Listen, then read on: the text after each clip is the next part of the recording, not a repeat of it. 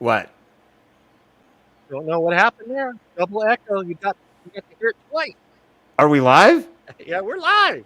Oh Well, shit! I thought we were. I was like, God damn! Did the show even start? It's like we were all like, "Hello, anybody there?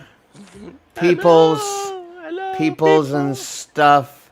All right. Daniel, stop. I have some. I have some better news for you.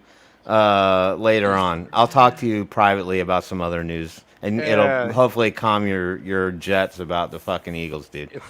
Just sing Seven Bridges Road, Yeah, there you and you'll go. be fine. Or Yeah. yeah. You'll make it. You'll make it through the night.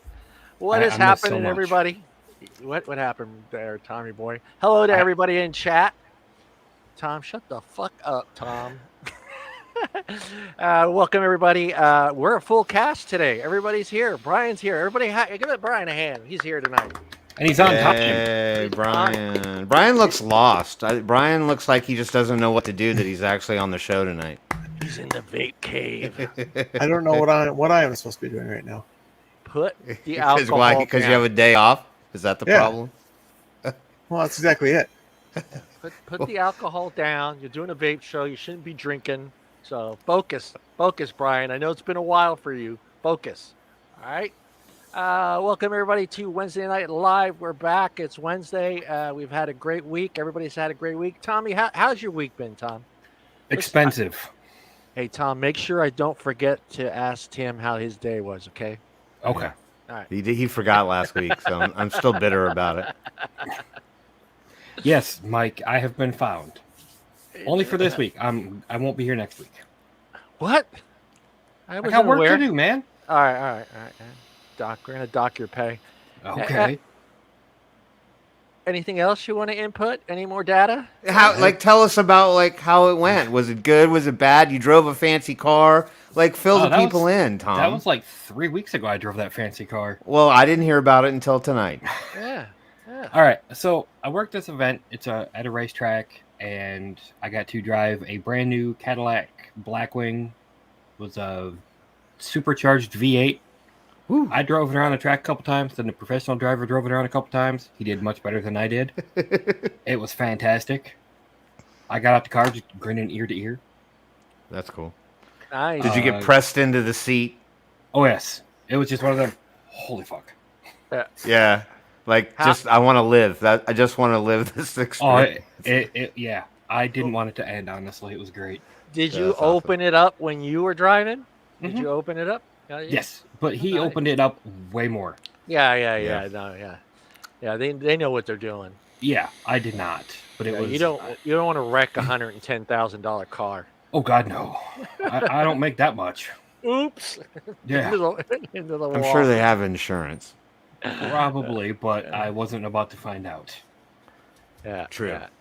And then What up, I worked- Nasty Nasty? What up, Captain Captain Nasty. Nasty? We And I need to worked get you a, on the show there, buddy. We need to get you on Yeah. the show. Yes, I All also this, worked all the this county hiding fair, in the shadows bullshit.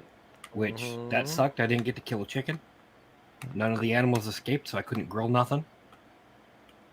Got sick for a little bit. Is that literally what you think about doing when you go away on a vacation? Is Killing just things? slaughtering an animal? Is that Well, I was working at county fair, and up here, they take all the 4-H takes all their little animals in to show and all that crap. And Tim, you got to I- eat, Tim.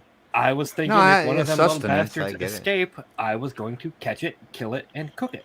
okay? All right. Boss said, "Hey, go for it. Save me some." All right, Nobody knows. Everybody, knows. everybody, make a note. Do not invite Tom to your pet farm. Yeah. If you got animals, don't invite Tom to your house. Yeah, If it escapes, I will cook it and eat it. Yeah, Will it stop you from killing it if we give it a name? No, No. Oh, he's evil, Tim. He's wow, fucking you straight are up evil. you are very you're just stone-hearted. I personally it's- could not kill something if I named it. There's just no way. I doesn't could do bother that. me at all. I didn't grow up on a farm, but if I named my I didn't fucking either. I'm pig, just a country boy. If it's food, it's food. I don't think I could Okay. kill anything after I named Alright. it. I'm Brian, sure them- welcome to the show. Okay. Well, welcome to the show, Tom. I'm You're done, a special guest. Special, you're special, Yeah. all right. Do you need a helmet, Right? Brian? Yeah, we had to put Yes. in for Brian's appearance like months ago. Right? Busy schedule, He's booked. He's booked solid. right? So yeah, no, thanks for having me on. Really appreciate it. Thanks for taking the time to be with us tonight, Brian. Yeah. Right? We appreciate you not charging us that appearance fee either. That was really kind of you to actually do it for the community. We appreciate that. Yeah, $300 is hard. Right. How's your week going, Bear Brian? I know it's only Wednesday. It's doing all right, I guess. I mean, just trying to stay busy and got some time, and so yeah, it's how it is. That's a few things that All right, thank you, one thing Brian. for Let's sure. go on over to Wanna Tim touch on? now. I'm kidding. What else? Nothing now. You're it. That's it. All right. How's the job going, Brian? Yeah. How's I like it? it. Yeah. All right. That's I like it. it, You yeah. said you're like my brother, like 2-word answers. Like can't get shit out of him. Well, It's I mean, good. I can't really say much about it. Sure. What do you work Because for the it's- FBI? Well, there's ATF. I have an Right. yeah. Well, You I have a an NDA. non-disclosure. I get it. Yeah, Okay. yeah. All right. So no, I enjoy it. It's fun times. I work with the public. Do you so, like the people you work with? yes. Be careful, they're watching. Do you I'm- like the I- people that frequent your establishment? Yeah.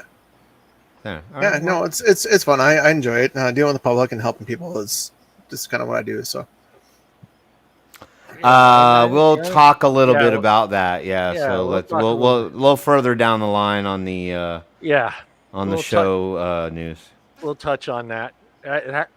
We'll touch on that. Ah, Tim. Yes. Oh my how's God! your You week you going? called on me. You actually remembered who I was. I'm on every fucking week, Yeah. and you remembered who I was this time. I got thrown. Was it just you and I last week? No, we had Tom. No, Tom popped in, but he was having connection had- issues. I had internet issues, which should Yeah, have and been. then I got a brand new modem today. Madison came to I the was show. just stressed. I was just stressed out. That's what happened, Tim. I figured it was just you and I, and That's Tom was fine. kept freezing.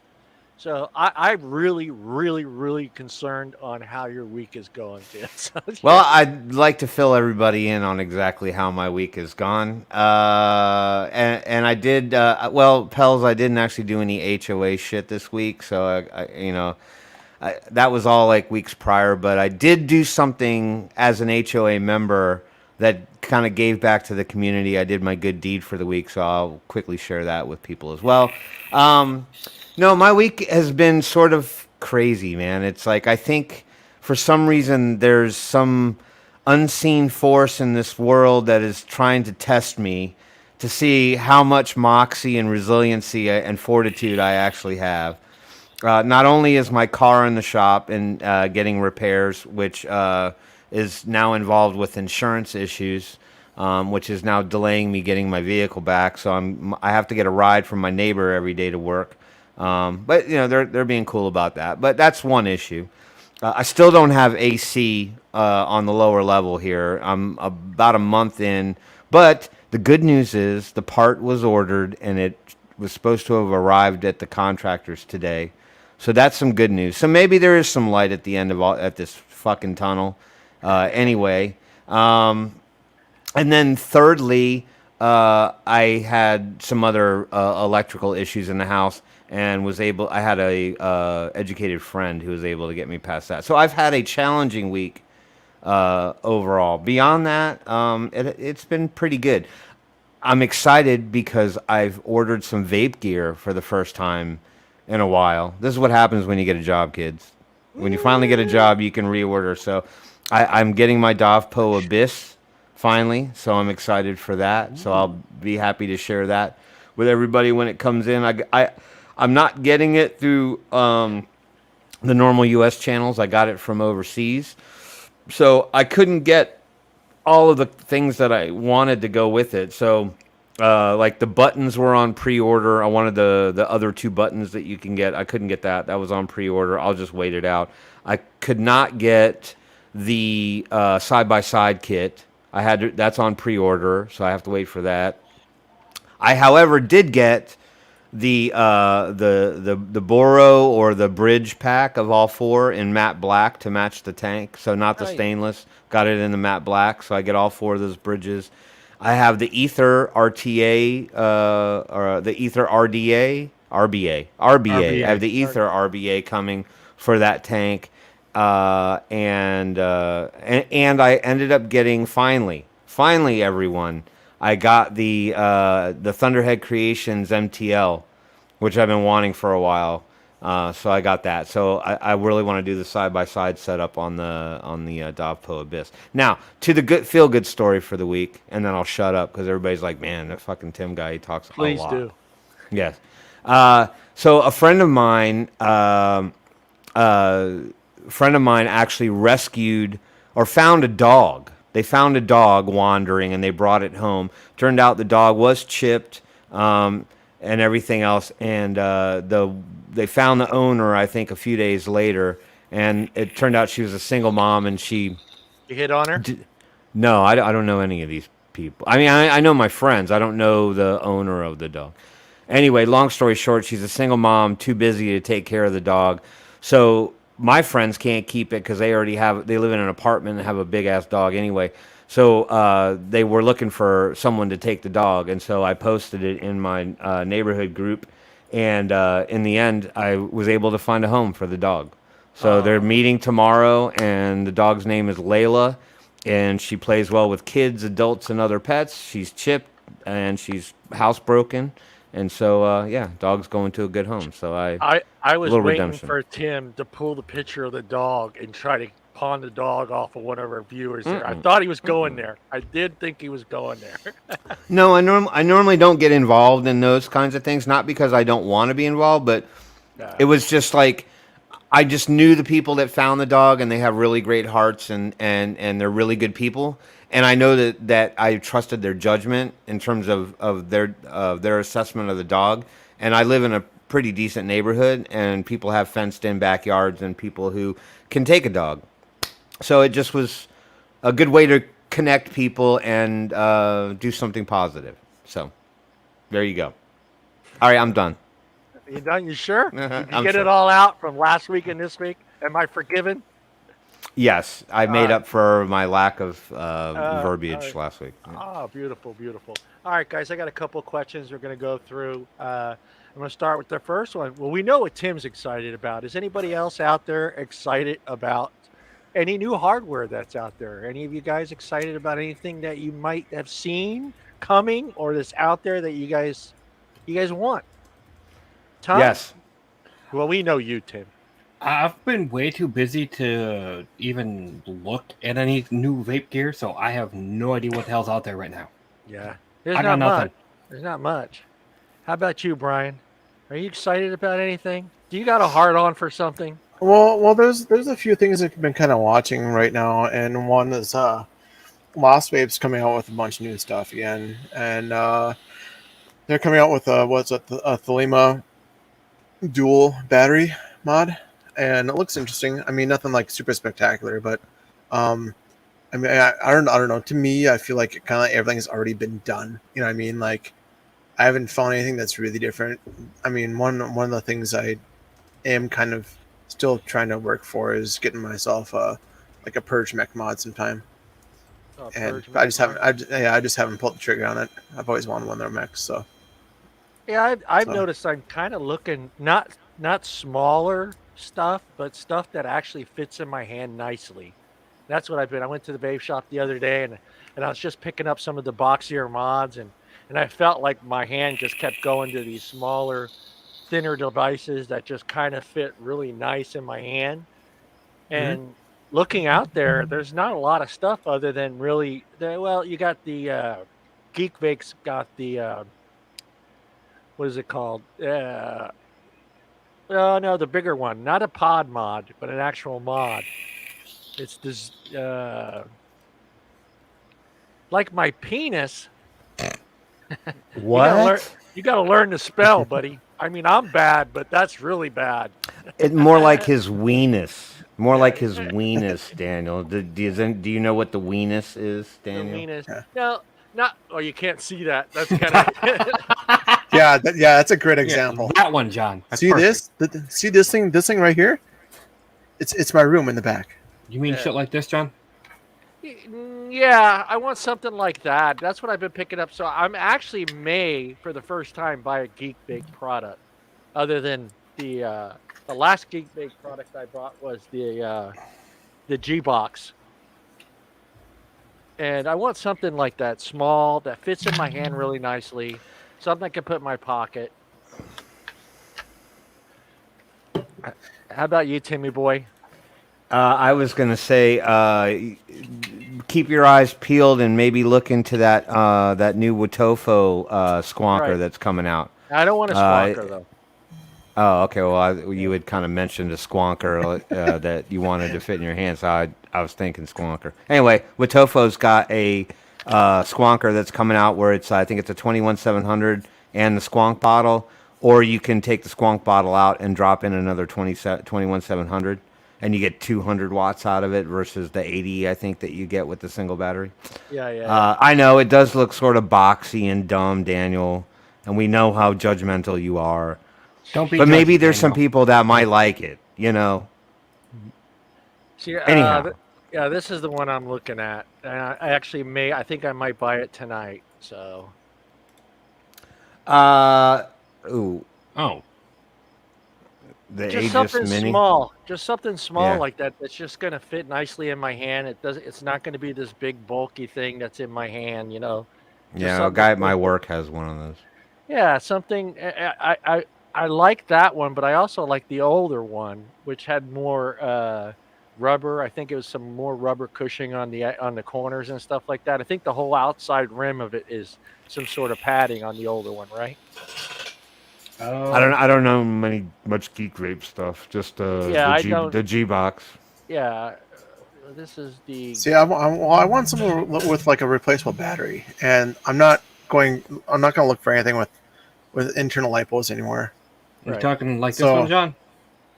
Exactly. The little Yeah. 80 watt geek Yeah, rape? I like that. I like that it has. If I drop it, I'm not gonna freak out, because Yeah. I'm starting to drop a lot of shit. So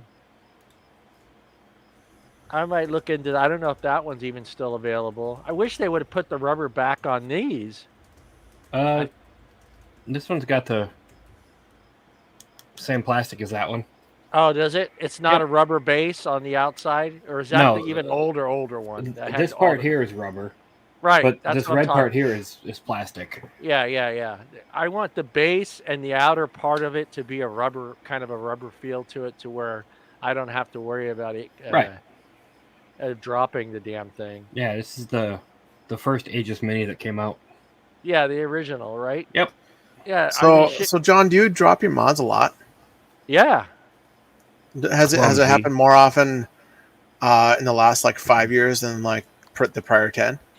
No, it's still the same. It's Oh, still okay. the same. What usually happens is I have it on the edge of the desk. I don't physically drop it from my hand, but it's on the edge of my desk, and I go to move something, and I knock it over, and it falls off the desk. I'm Oh, not. gotcha. Yeah. It's not me dropping it out of my hand per se, than so much as it just falling off my desk, or I'm sure you guys have done this where you've forgotten it's on your lap in the car, and then you get up to get out of the car, and it falls. I've done that before. Yeah. I did that with a Caliburn G. It shot under the car. I was like, fuck. Yeah. I did that with my Carbon one time. Ooh.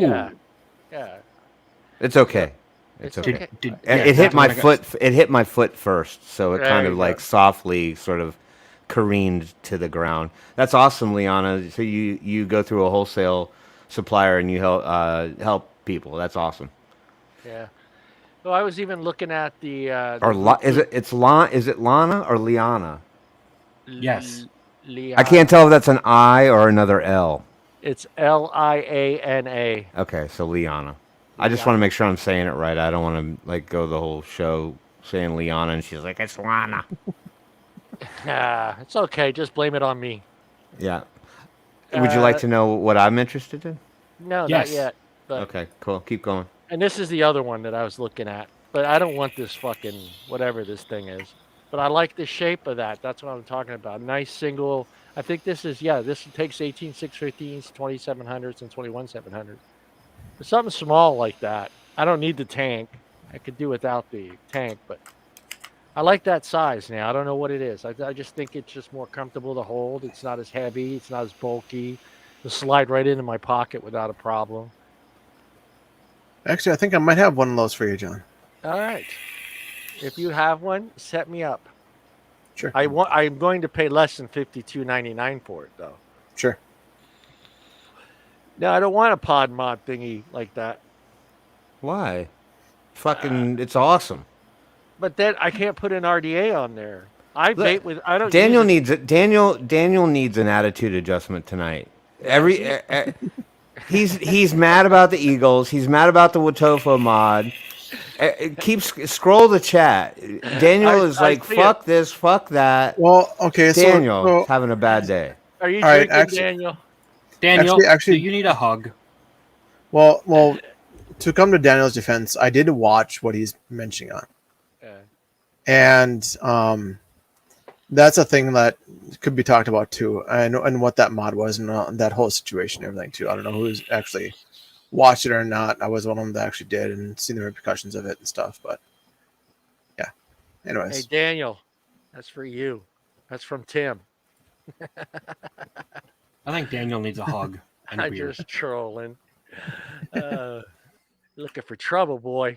We know where you live. All right, Timmy, what are you excited about, Tim?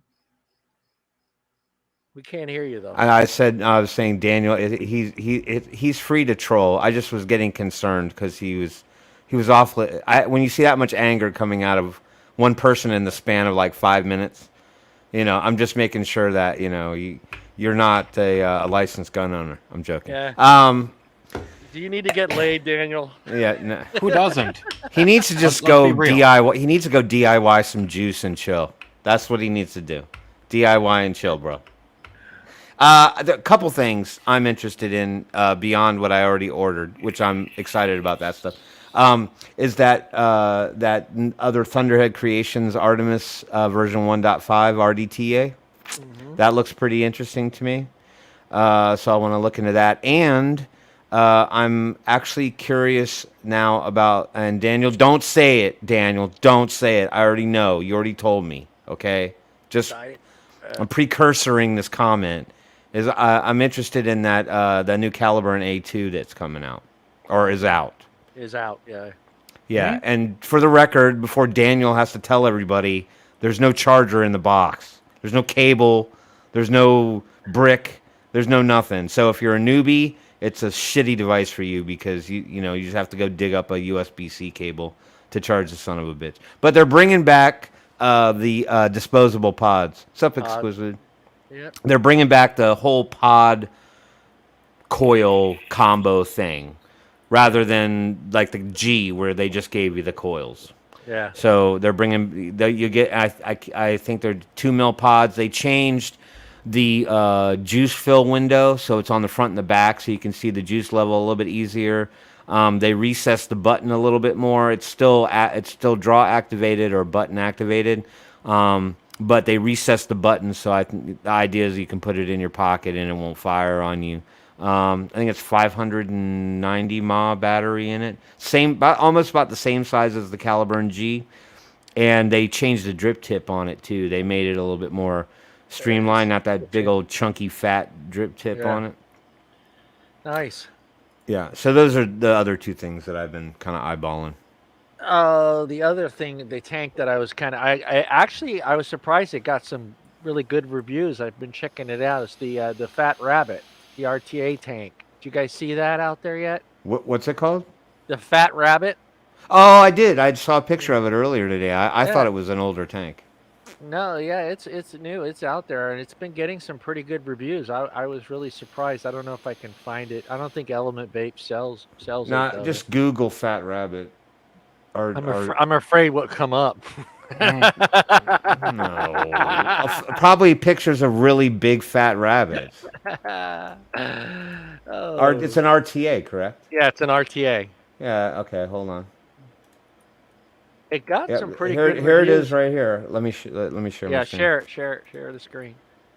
It's I think it's a 28 millimeter. yeah, we'll go look at it on Everzon. Yeah. What is Everzon, whatever up, the Victor and Mike? Yeah, there you go. it's a good looking tank. I think I might just order that tonight instead, just to give That's it a a try. pretty looking RTA right there. Yeah, I like the style. I like the look. I'm still hunting for something that will look good on my Crime Hill mod, which I still have yet to use. This could work, Yeah, or is that the Artemis 28, Tim? Did it say 28 millimeters?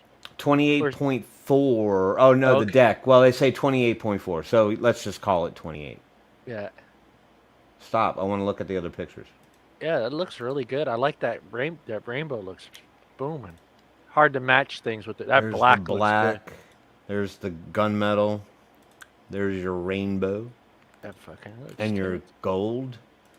And your blue. I'm trying to figure out, is that And- two? wait, Is that so that's two? gunmetal. What Yeah. the fuck was the other thing? Ooh, that gold is Can I banging. scroll? Though. Oh, I can do like that. What is that?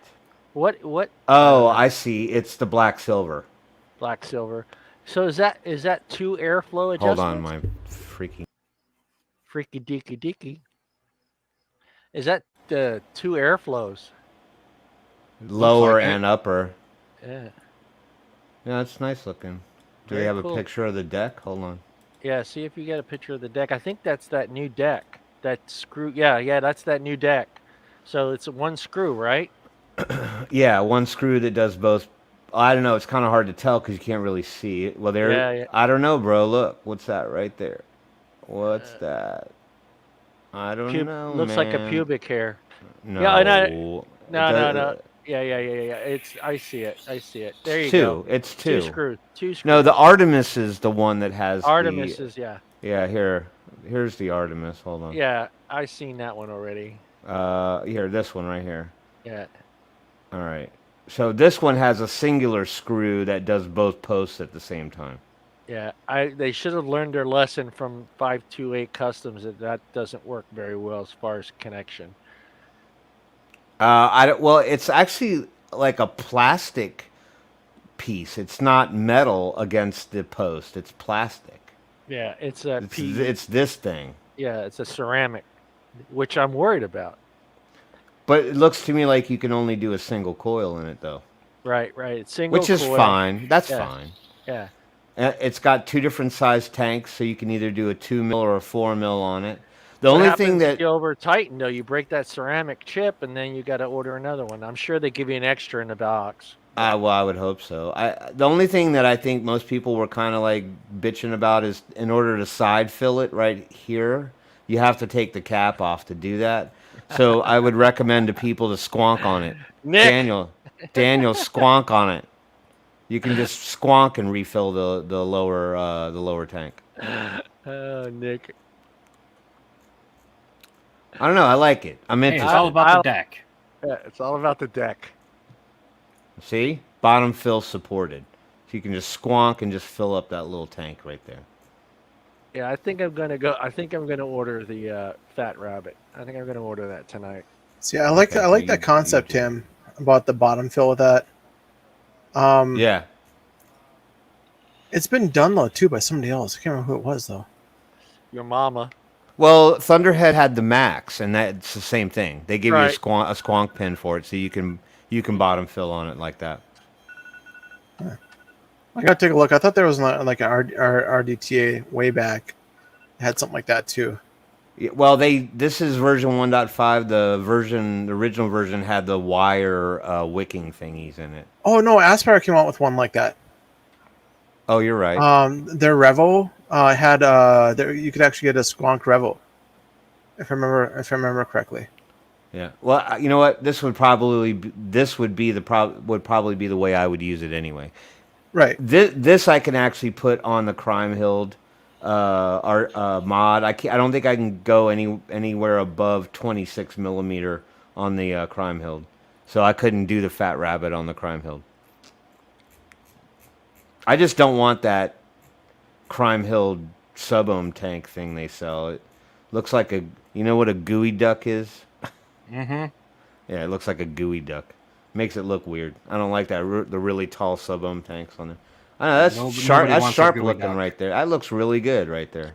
Yeah, you know what? It kind of reminds me of the old synthetic. I forget the name of that company. Brian, you remember the one? They're out of business though. I think. Uh But juice? no. The tank. That tank kind of reminds me of it. It began with. It doesn't matter. It kind of Oh, reminds me. iJoy had one like that. Yeah. They're iJoy something or another. And then Anyhow. they had this whole like lawsuit sort of thing going on. What was that one going for, Tim? 59. I don't know because they don't list- usually offer it for sale. It's like I think it's probably on pre-order right now. I can't tell because you can never find it for distribution in the United States ever. Oh, okay. You okay. always have to get them from China. I can look up on Fast Tech and see. Hold on one second. Probably Fast Tech will have it. Yeah, let me look. Fast Tech. Artemis. Artemis. It's about $35. Okay. Oh, so Element Vape's got the Fat Rabbit 28 millimeter for $34.99. It is being ordered. Woo! I don't know See? what color I want. Black. Kyle, no, the one I was showing was the Artemis version 1.5 from Thunderhead, but we did show the Fat Rabbit. I can show it again. Hold on. I got it, Tim. I got it right here. Too late. Okay, there you go. Let's see if I can get a better. Maybe they got a better look at the of the deck on here. I mean, they might be using the stock photos. Who wants that view? Why would they even take that picture? Look, don't question the fact that somebody just got paid to post that on There their you website. go. There you go. So it's got sort of the what do you call it? The airflow. What would you? God damn it! It's almost honeycomb style. Almost honeycomb. That's what I was trying to get there. Yeah, almost a honeycomb style. So there are 2 screws on each side. So there's 4 Yep. screws. So not That's bad. pretty standard. It looks easy to wick and get the coil set. Nice hope- big fat wells, Yeah, I wonder wicking if. wells. Yeah, they are giving you the tool. Okay. Oh, they I give was- you the coily tool. Nice. Yeah, they get the coily tool in there. I was gonna say, hopefully they give you the coily tool in there. And I have one though. I don't know why I would need a collection of them. all right, but I think I'm gonna match it up with. Oh shit, it's 28 millimeters. Fuck. Yeah, you got to go big or go home. Go big or go home. Yeah. Yeah, now you can roll it on the Odin. It would fit on the Odin. it'd fit on the my Mach 1. There you go. Yeah. 28 millimeters would fit. You know what would look badass is if they had it in a red. It would look really good on that mod. Yeah. All right. I know what I You can want. never go wrong with basic black. This That's is all. true. The color of my clothes is one color. Black. I have very few outside of the black spectrum. All right, let's jump into the next question. Do you guys feel that the PMTAs and the fact no new lines will be out this year, that this is a perfect opportunity for the DIY community to profit from it? Well, Yeah. Well, okay. So, I mean, I do know that there are several DIYers that do sell through back channels and stuff like that. Sure, I think that they all have an opportunity to find a marketplace for what it is that they sell. I don't know that the DIY community will just explode into a. I think a it's s- going. Well, I think when it will explode is when we start getting to the point when we find out if some of these PMTAs actually reach the approval level, right? Because if they acceptance is one thing, but now you have to get to approval, and that's going to take some time because Right. they're giving priority to the companies that have more market share first. So that means that bigger companies like, well, God forbid, Jewel and some of the other ones that have a lot more money behind them and have a bigger market share will actually get the first look, and then everybody else will be kind of staring down the double barrels of whether or not they get an extension, or if the FDA decides to switch paths and try to rewrite the whole entire PMTA process, or start potentially treating e-liquid as a drug for approval. Yeah. In which case, it could delay things for a long time. It's all whether or not we get to see what gets to stay on the market. Yeah. What do you think, Brian? Well, this is like a touchy question. So I'm one of those weird people where I like to make sure that the liquids that I use are actually made in some sort of, ISO room versus somebody's like place. So I'm kind of finicky about that part. So for me, it's unless I really, really, really know the person, which I know of a few people, um, I'd still have a hard time buying from them, just because I do want to support the people that are still fighting through the fight, Right. and that's just a me thing. To everyone else, if we kept doing that, I understand price, I understand availability and stuff like that. But I mean, if we have the chance to support those people who are still trying to keep doing stuff, then it would help everything else in the longer run. Yeah, I'm kind of looking down the road. So I'm looking, it's going to be a while. Even say everything goes smoothly, the process gets done, these liquids are out there. Obviously, a lot of these companies are going to push out newer flavors, but it's going to take time for those flavors to actually get out on the market because they're going to have to go through the same process. So for the DIY community, where they're not restricted onto what kind of flavors they can put or combinations of flavors that they can put together. They don't have that process. And I know it's not legal and all that other nonsense, but in a way, this is kind of a way for them to actually get their line back out there like the old days. Is where I'm kind of getting with it. I mean, this is DIY community with this process with the PMTAs and all this other stuff that's going on. We're kind of going back to the old days where the guys were making the stuff at home and they shared it with a buddy, and the buddy's like, "That's fucking amazing. Make me a bottle." Well, right. Well, that's the thing is that if you say buy from someone who does DIY all the What's up, time, Paul? then what can happen is that they can change an ingredient you won't even know about it. They can change like a nicotine that you just don't like and you won't even know about it until it's too late, type of Yeah. thing. Where if it's from a company, that they kind of always have a standard thing, and then they, hopefully they'll probably let you know if they decide to change your ingredient or something out. But it's really doubtful since they had to submit everything into the FDA. They're not going to change like their ingredient listing per se. Right, You know, right. so that's kind of thing. If you find a liquid that you like, you're going to like it until it, you just can't find it anymore. With someone who does DIY, if they change something up and maybe they think it tastes better, but you think it tastes horrible. I mean, we've all had that. Right, right. Where I like something and I think it's just the absolute best. And other people just completely hate it, and it is what it is. Yeah. So that's kind of the way I look at it, I guess. Yeah. Well, I think, there's always someone that says, God, I wish this had a little bit more pineapple in it. Oh, God, I wish this had a little bit more mango flavor in it. And that's Nobody not says gonna, they want more mango, John. yeah, well, I there's do. yeah, thank you. I'm even drinking mango. No, but and Daniel, I get what you're saying, but you're not everybody.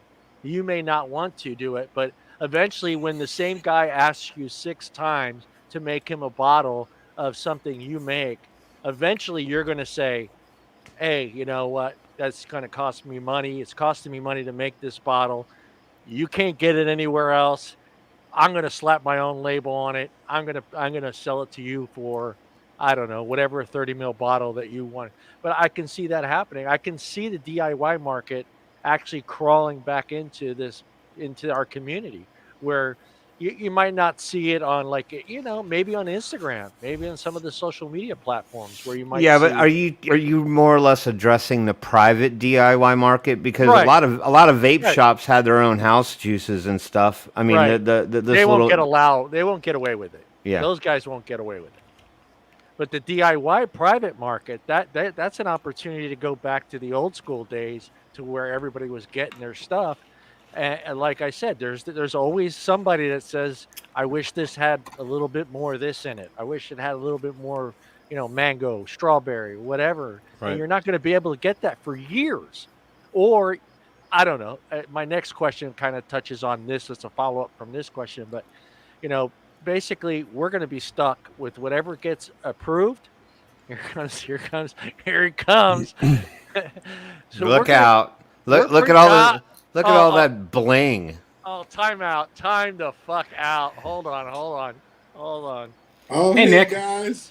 How's it What's going, up, Nick? fellas? I Hey, don't know. Nick, you got some crap on your hands there. Oh, How you doing, God. Brian and John? Eh. I don't know. I don't know, Tim. I don't know. Y'all doing good?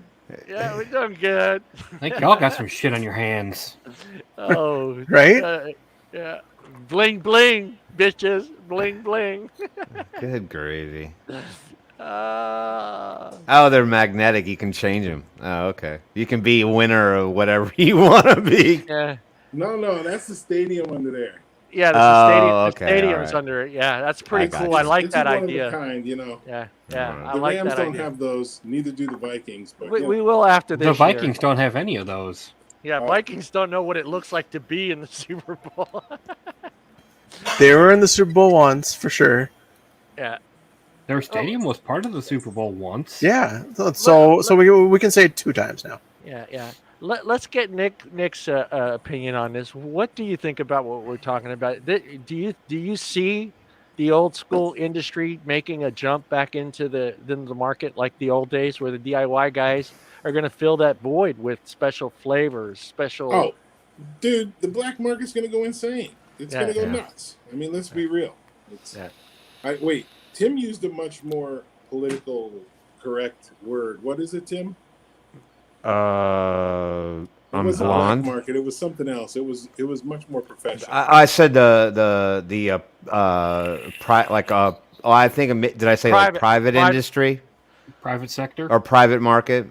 Private. Yeah, something private Yeah. market. Yeah. Yeah. Yeah, the private market will thrive. Because let's face it, I mean, the industry trains itself to do that, right? I mean, Yeah. people know how to do it now. So Yeah. why not? It's going to be bigger, better, faster, stronger. So, Yeah.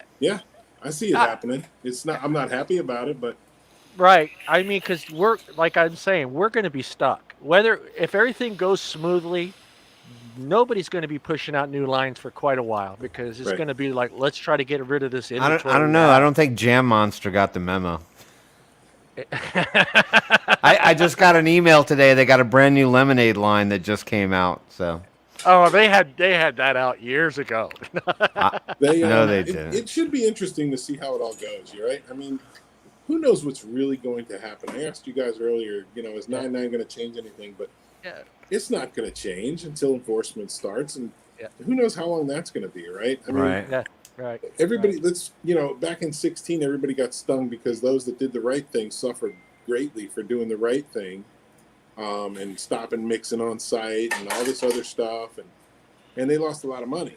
Yeah. That probably will not happen again. Yeah. We have a duty to resist. Well, because nothing happened. I mean, I still have people mixing around the corner from my stores, Yeah. Yeah. and we stopped back in 2016. Wait, And hold watched it on. all There you go, basement, bottom. right there, buddy. Basement. There's your strawberry right there. That's what I'm vaping on today. Hey Tim, what are you vaping on today, Tim? Hold on, shoot that one right Oh, there. there you go. Yeah. Yeah. I got a whole shelf of Jam Monster over there, but some of them lemonades did look kind of tasty. They're right here in Florida. They're in Yeah. Orlando. Yeah, they had a pink lemonade, they had a strawberry lemonade, and they had one other one, and I can't remember what it was now. And I have to plug them a little bit. They're great members of the Florida Smoke Free Association. Sonny and Sean, very upfront, doing the right thing and joining our organization. So I can't speak bad about them. Good people. Yep. No, Here's and the they- problem with that, Victor. The DIY pop community is looking at how the big boys are jumping through loopholes. DIY people are going to do the same thing, but on a different level and different scale compared to the big boys. But the big boys, that's this whole industry is just jumping through loopholes and finding loopholes, holes in documents and legislation that they can get through. So the DIY people are going to do the same thing. I mean, they are. Now, are they all out there like Daniel? Maybe Daniel wants to make free juice for everybody, but I'm sure there's going to be a point in time where after you made the 10th bottle for the same guy, you're eventually going to say, hey, you're going to pay, you got to pay for this. You got to help me pay for this some way. It'll happen. Daniel, I don't think you're going to do that, but eventually you will get tired of making free juice for somebody. Am I right? Well, I mean, when you consider how difficult it might be to get nicotine at that point too. Yeah. I mean, the price is going to be such that supply and demand can't keep up. So you're gonna. I mean, it is the American way. Well, really is. I'm saying everybody at some point people will find opportunity. Everybody's got a little bit of capitalistic endeavor built into them, and if they find they've got a niche that can make money, they're going to take advantage of it, especially if it's a skill that someone else isn't prepared for or can't do. They're like, well, shit, I can do it, and at this point I can pretty much charge almost whatever I want. You know what I mean? So, we live in a world now where I think people have to think differently about how we survive, right? Because if we get this ever cycling bullshit of variant that keeps coming out, that keeps pushing the economy back, keeps setting people back, in the social environment, you need subsidiary income. Yeah. And if my skill is I know how to DIY really well and people dig what I'm doing, why the fuck not? That's how we started, right? I mean, that's it. That's going back we were to the old school. DIYers and opened up businesses and thought, man, this could do some good. I get you, Daniel. Daniel is using what some people might call loophole verbiage. Yeah, he is. He's like I don't charge people. They tip me. They tip me. Yeah. Right. But I can guarantee you it's not like that. It's not like that donate to the developer button on all those geek websites, where you can give them like $1 and that's good enough. I guarantee you have a predetermined tip. Yeah. I mean, minimum tip. I mean, there's always going to be somebody that's, like I said, better there's always yet, suggested. Suggested, yeah. Suggested Yeah, it's gratuity. a recommended tip. Yeah. Yeah, it's the guy at the piano bar with the, with starts at 75%. Yeah. Goes up from there. Yeah, it's the guy at the piano bar with the guy with the cup on the piano. It's just like, well, I didn't come here to listen to you play the piano. I came here to eat my food. Why should I be tipping you? Right. Oh man. Well, it's just like I said. Every one of us has tried a juice that we thought, hey, I wish this had a little more of this flavor in it, and eventually the DIY community is going to be the only ones that's going to be able to fill that need, because companies aren't going to be able to, like we were back in the days where, okay, we can come out with a new line in a week. It's not going to happen.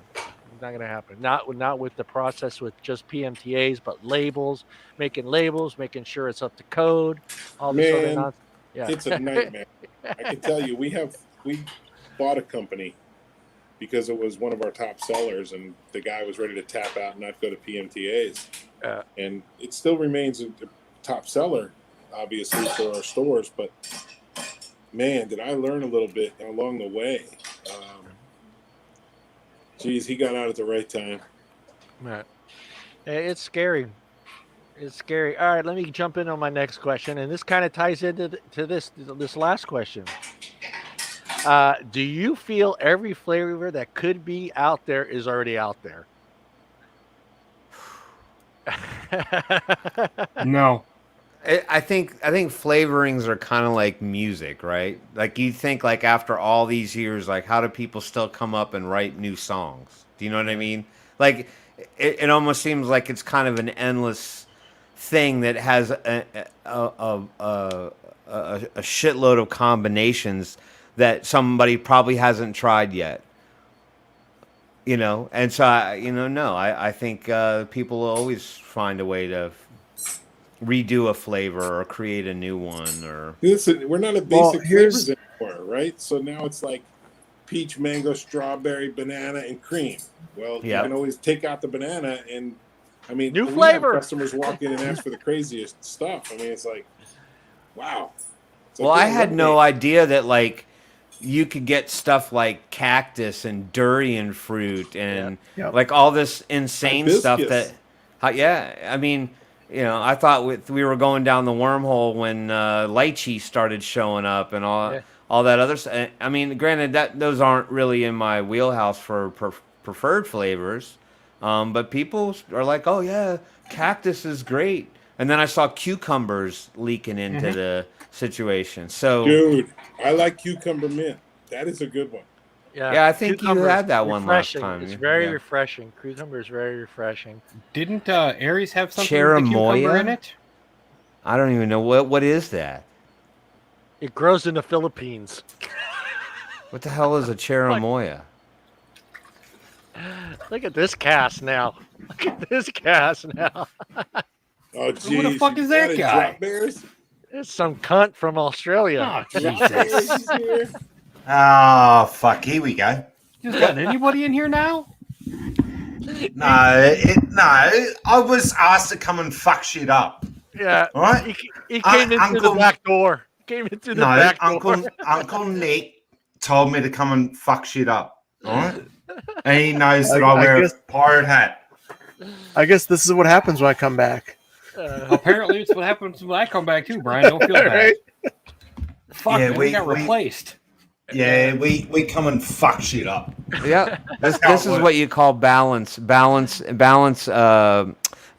It's like balance in life. It's like we got the angry DIYer in the chat, and then we go ahead and get the burly Australian to show up and fuck shit up. So I now we almost have feel- balance. I Everything almost is feel- now offset. I think I need to rearrange it so there's no fighting here. There we go. Oh, how so? keep those That's two. Keep those Make two Brian a apart. buffer. A buffer. Who? Who? No. This isn't going to end well for me. Yeah. Keep who apart? Come on now. What's the matter, Hey. Brian? You don't want to be the meat in that sandwich? No, I'd like to be on possibly next week's show. Yeah. Yeah, the meat Well, in the you were sandwich. never ousted, Oh, Brian. fuck's Yeah, sake. yeah. We Look, just were Nick- trying to get you to tell your job to shove it for 5 minutes so you can make the show. That's a Well, let's ask Paul the first question. Paul, this is the first question. You want to answer Sure. that? Is that the first question? That was the first Which- question. Which question? It's Do on you the feel that screen. the PMTAs, Uh, in fact, the new lines that will be out this year, that the It's in DIY yellow, community drop can- bears. No, I see it, Nick. Oh, God. People are waking me up. So I've had a long night. Put the old duels down. Shush. I thought it was Foster's. The It's PMTA. Foster's. Oh, It's Foster's. fuck. It's not O'Doul's. Fuck's sake. It's No, it's BL. not Foster's. Foster's. The PMTA has already screwed up the DIY community simply because flavors can't be moved around the world easily.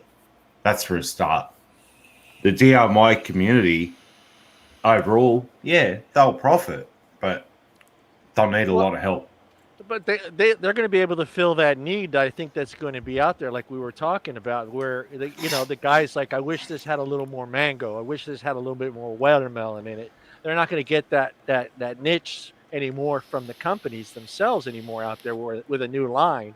They're going to have to go to these DIY guys and say, hey, here's a flavor. Can you match this but add a little more mango to it? They're the only ones that are going to fill that need. This is a conversation that we had weeks ago, and Nick and I had probably 2 years ago. Did I channel you guys? Did I channel you guys? No, look, Nick and I have been great friends for quite some time, and I commend what they're doing down there in Florida. They're one state that actually understand what the fuck is going on. Yep. Mm-hmm. The rest of the United States has senators that, A, they're being funded indirectly by Bloomberg, and B, they're going to lose their seat if they don't keep the funding coming. Yeah. Bottom line, PMCA is a sort of roadblock for people. And Luke, yeah, you're going to fucking die an evil life. Foster's Australian for beer. You put that shit in your fucking radiator. That's what I was Nick, saying. Nick knows. Aussies Nick don't knows. drink Fosters, man. I know they don't. I know. We don't drink Fosters. Fuck no. We sell it to the rest of the world. It's crap. Yeah, because everybody over here thinks they're cool and they're being Aussie-ish if they drink a Foster's. Foster's and Corona.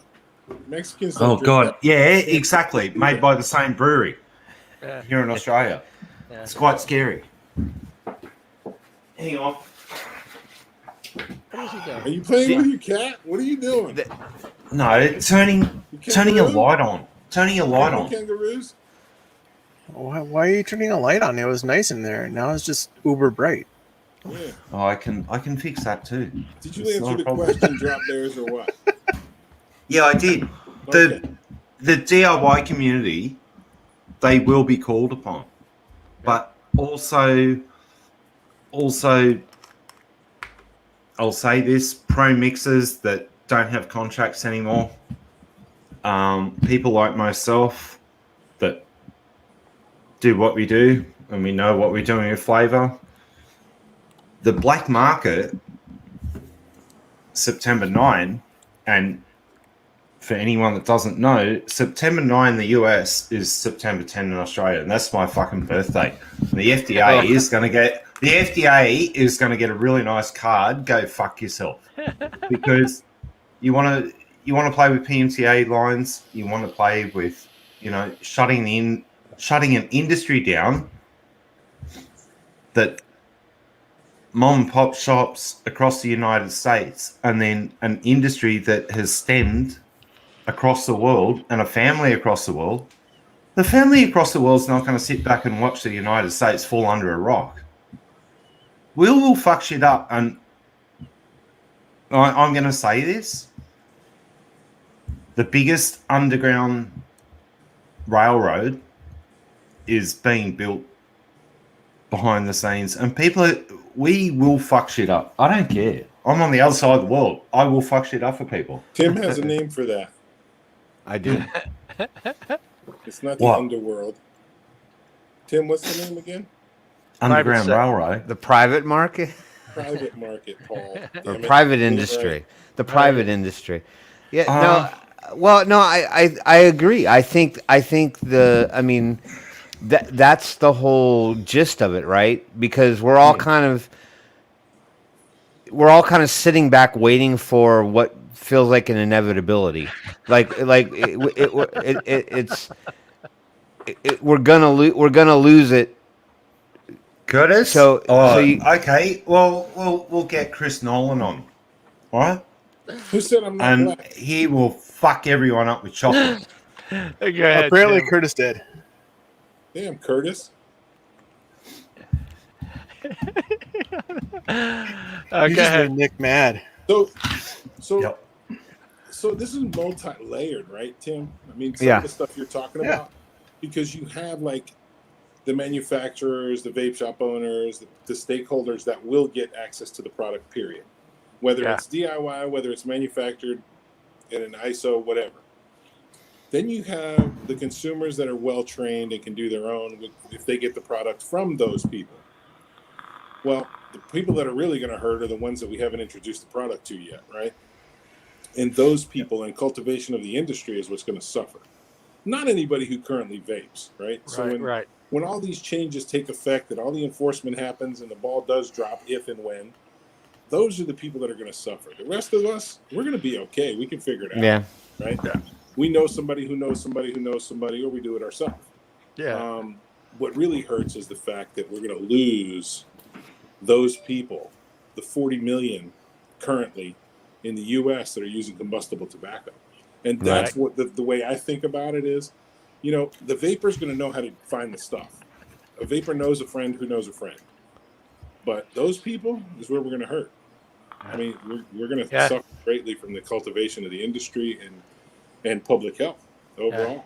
Yeah, but maybe it ends up being kind of like the old days on Sunset Strip, right? Where people would just kind of show up and hand out cassette tapes, and things. Yeah. The word kind of spreads, right? So if I'm the lucky, fortunate son that still gets to walk around with a mod in his hand and vaping like nothing ever really happened, you're gonna run into those people that go, man, I used to vape, but after they took it all, like, how'd you get that? Like when they took it all away, and you're like, bro, let me give you this cassette tape. And like take it home and and then then the word spreads, and then you start creating that kind of, like Paul called it, like the Underground Railroad, and you're like, dude, if you need anything, let me know. I can find it for you, and that's where it kind of starts, and it kind of webs out from there, So I think we'll be able to rescue some. It'll be the unknowns. It'll be the ones that were finally got the courage up or the moxie to say, hey, I need to quit the smoking. It's fucking killing me. My kids are telling me I need to quit. My wife won't kiss me anymore because I smell like a fucking ashtray, but I can't get vape anymore. And you just don't know those people. They live in their own little microcosm because they don't know any other vapors and they don't know the system. Those are the ones you lose. Hold on. Let's Brian had an opinion. I know Brian's been gone for a while. Go ahead, Brian. Speak. I don't like you quiet in there and sitting in the middle. No, I'm just sitting here listening. So, I mean, like, okay, so like Nick was saying, it is this whole thing that we're talking about is completely multi-tiered, and it depends on which tier you're looking at it from, is what opinion you're going to be based out of. For me, I would rather support people who are still in the game. It's plain and simple. Right. I mean, if you can do that, it's going to help everything in the longer run. Like, go visit Nick's shops. Go visit your friends who have shops and all that stuff. I mean that's what it is to me, and go out there and like talk to more people about it. But on the other side, when you have somebody who does DIY and only knows a certain niche group, and they only supply to that niche group and not really reaching out to other people, that word isn't getting out there, and that's kind of the problem with that, in my opinion. Anyways, like I get that you want to make juice. I have no problems with that, but in the long run, you're one thing that you're going to be losing is nicotine eventually. That's going to be the hard thing for you to get your hands on. Yeah. So, I mean, it's only going to last for a certain period of time. And then what? Like, where is your end goal? I mean, if your end goal is to keep helping people, then go out there and reach those people and help those people. Make juice for those people. Give it and have them buy a device for you and like give them juice for it. Like, help those people, not just your friends who are just vaping, who are just, hey, try this, hey, try that, like whatever. Because you're not really reaching out then. You're just staying within your little inner circle, and that's it. Well said, Brian. I knew you had it in you. It's just the way I look at it. The more people that we reach, the more people that we talk to, the more of a presence there is actually going to be. Yeah. And right now it's gotten knocked down so far that it's hard to keep that reach going. But you need to keep going out there. Visit the people who are smokers out at the bars when you go out and have a drink. Go out to the restaurants when you see those people outside. Just chit chat with them for a while or something like that. And just have a conversation. Yeah. Yeah, I mean, for me, the ones that I try to help immediately are the ones that are probably closer to me. I don't know that I just walk up to strangers and start questioning their smoking habit.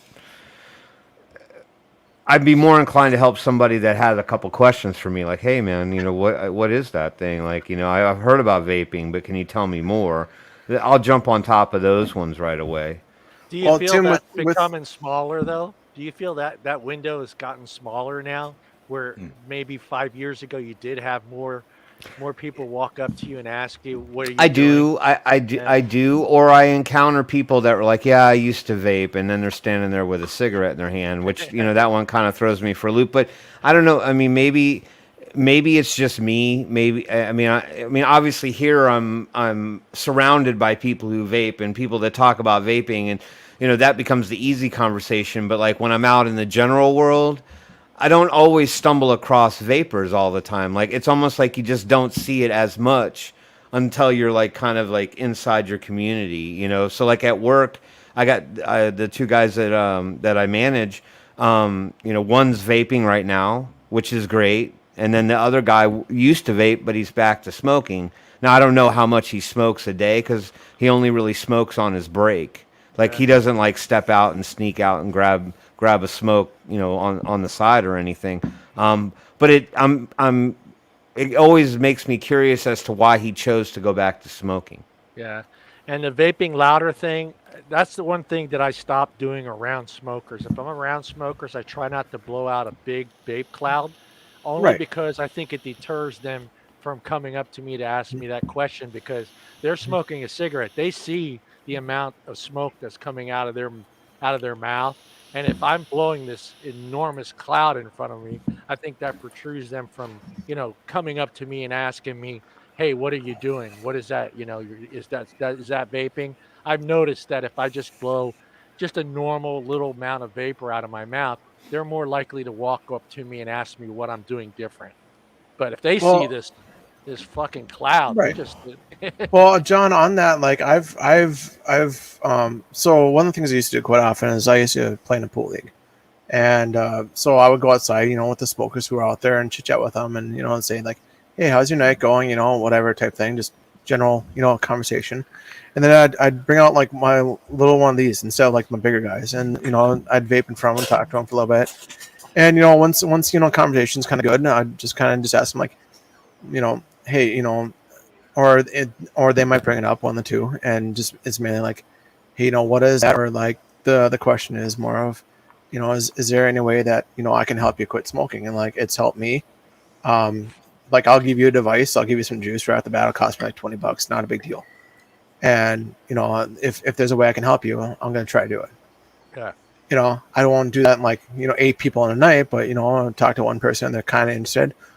I'll give them something. I'll meet them back up next week. I'll give them something and try to help them. Like that's what I do. And if I can help one or two people out of a month or whatever, and then I'm going to do one or two people the next month, and then one or two people the next month.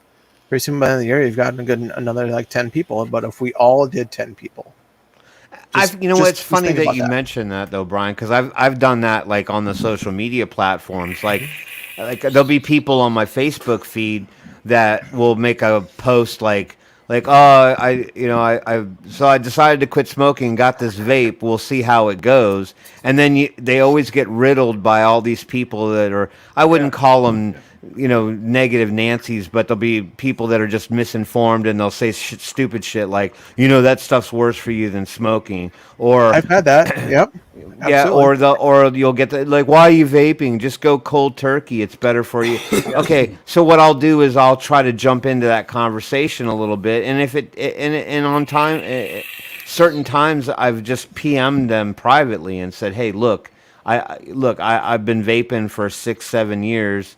I went through exactly what you're going through right now, and I'm just letting you know that if that doesn't work for you, hit me up. I can suggest some other stuff that I think would work for you, or a device that is more relative. Because in many of those cases, they'll have a picture of them with it. Like they'll take the selfie. yeah. They'll be like, "Oh, I'm trying this new thing, vaping, to quit smoking," and I immediately see the thing in their hand, and I'm like, that's not what you need. That's my personal opinion, but I feel pretty confident in my thought process that I'm like, you didn't need that. What you need is you need to work your way up to that. Like you walked into the vape shop and the kid behind the counter sold you that because that was the iPhone of the week. You know what I mean? That was the popular thing that was selling. So Well, Tim, with that, like I've had people who are, who have told me like, oh, that's far worse than smoking is and all that stuff.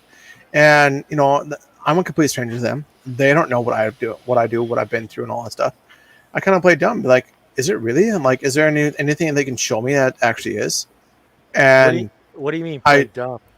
Yeah, I just act like, I'm not completely part of the industry. Like I just, like I'm a brand new person just because I have one of the little pod things. I'm like, oh really? Is there any way you can show me?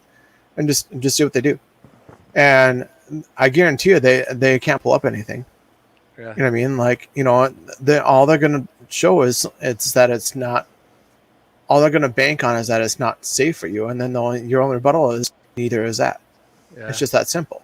You know what I mean? Right. Like that's what it comes down to. And when you start showing them actual facts in their own head, because if they tell you that it's worse than smoking is, but they can't prove it, then they're going to question themselves. Yeah. And then what?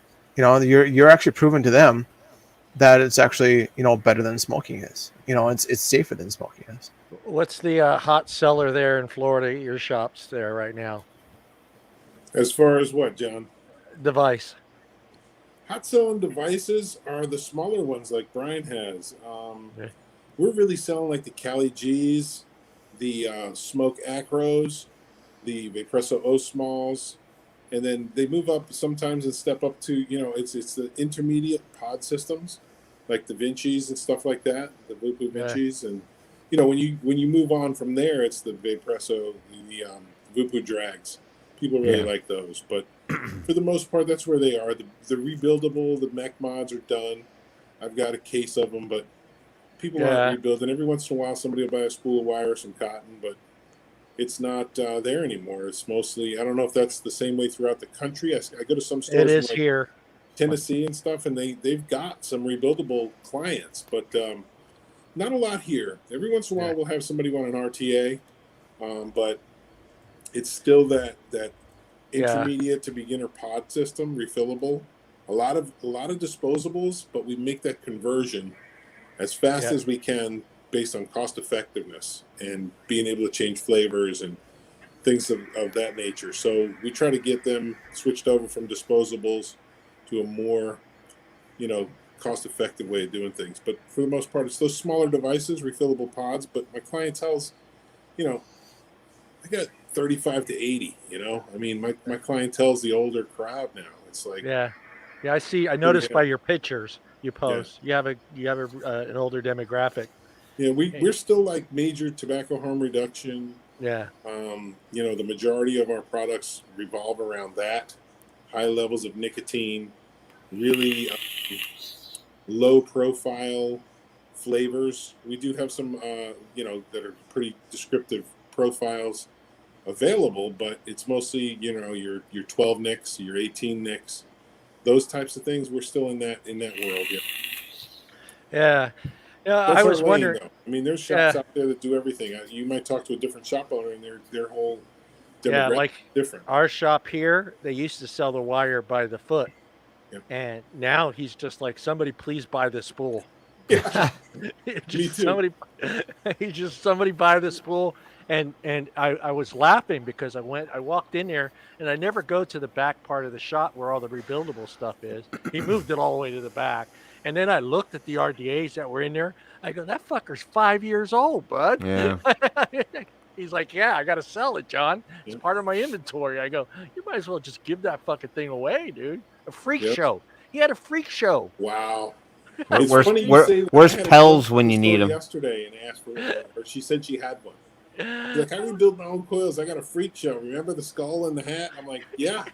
She's like, I still have that. I'm like, damn. She moved from Compton, actually, out there on your side of the world. Yeah. And she had a freak show, man. She probably bought it from his shop. Yeah, he had freak show, a tugboat. God, what was the other one that was in there that was fucking old school? Oh God. Dude, I love that tugboat back in the day. Yeah. Look at that. There you go. Yeah, there you go. Paul's got the museum right there. I have a tugboat.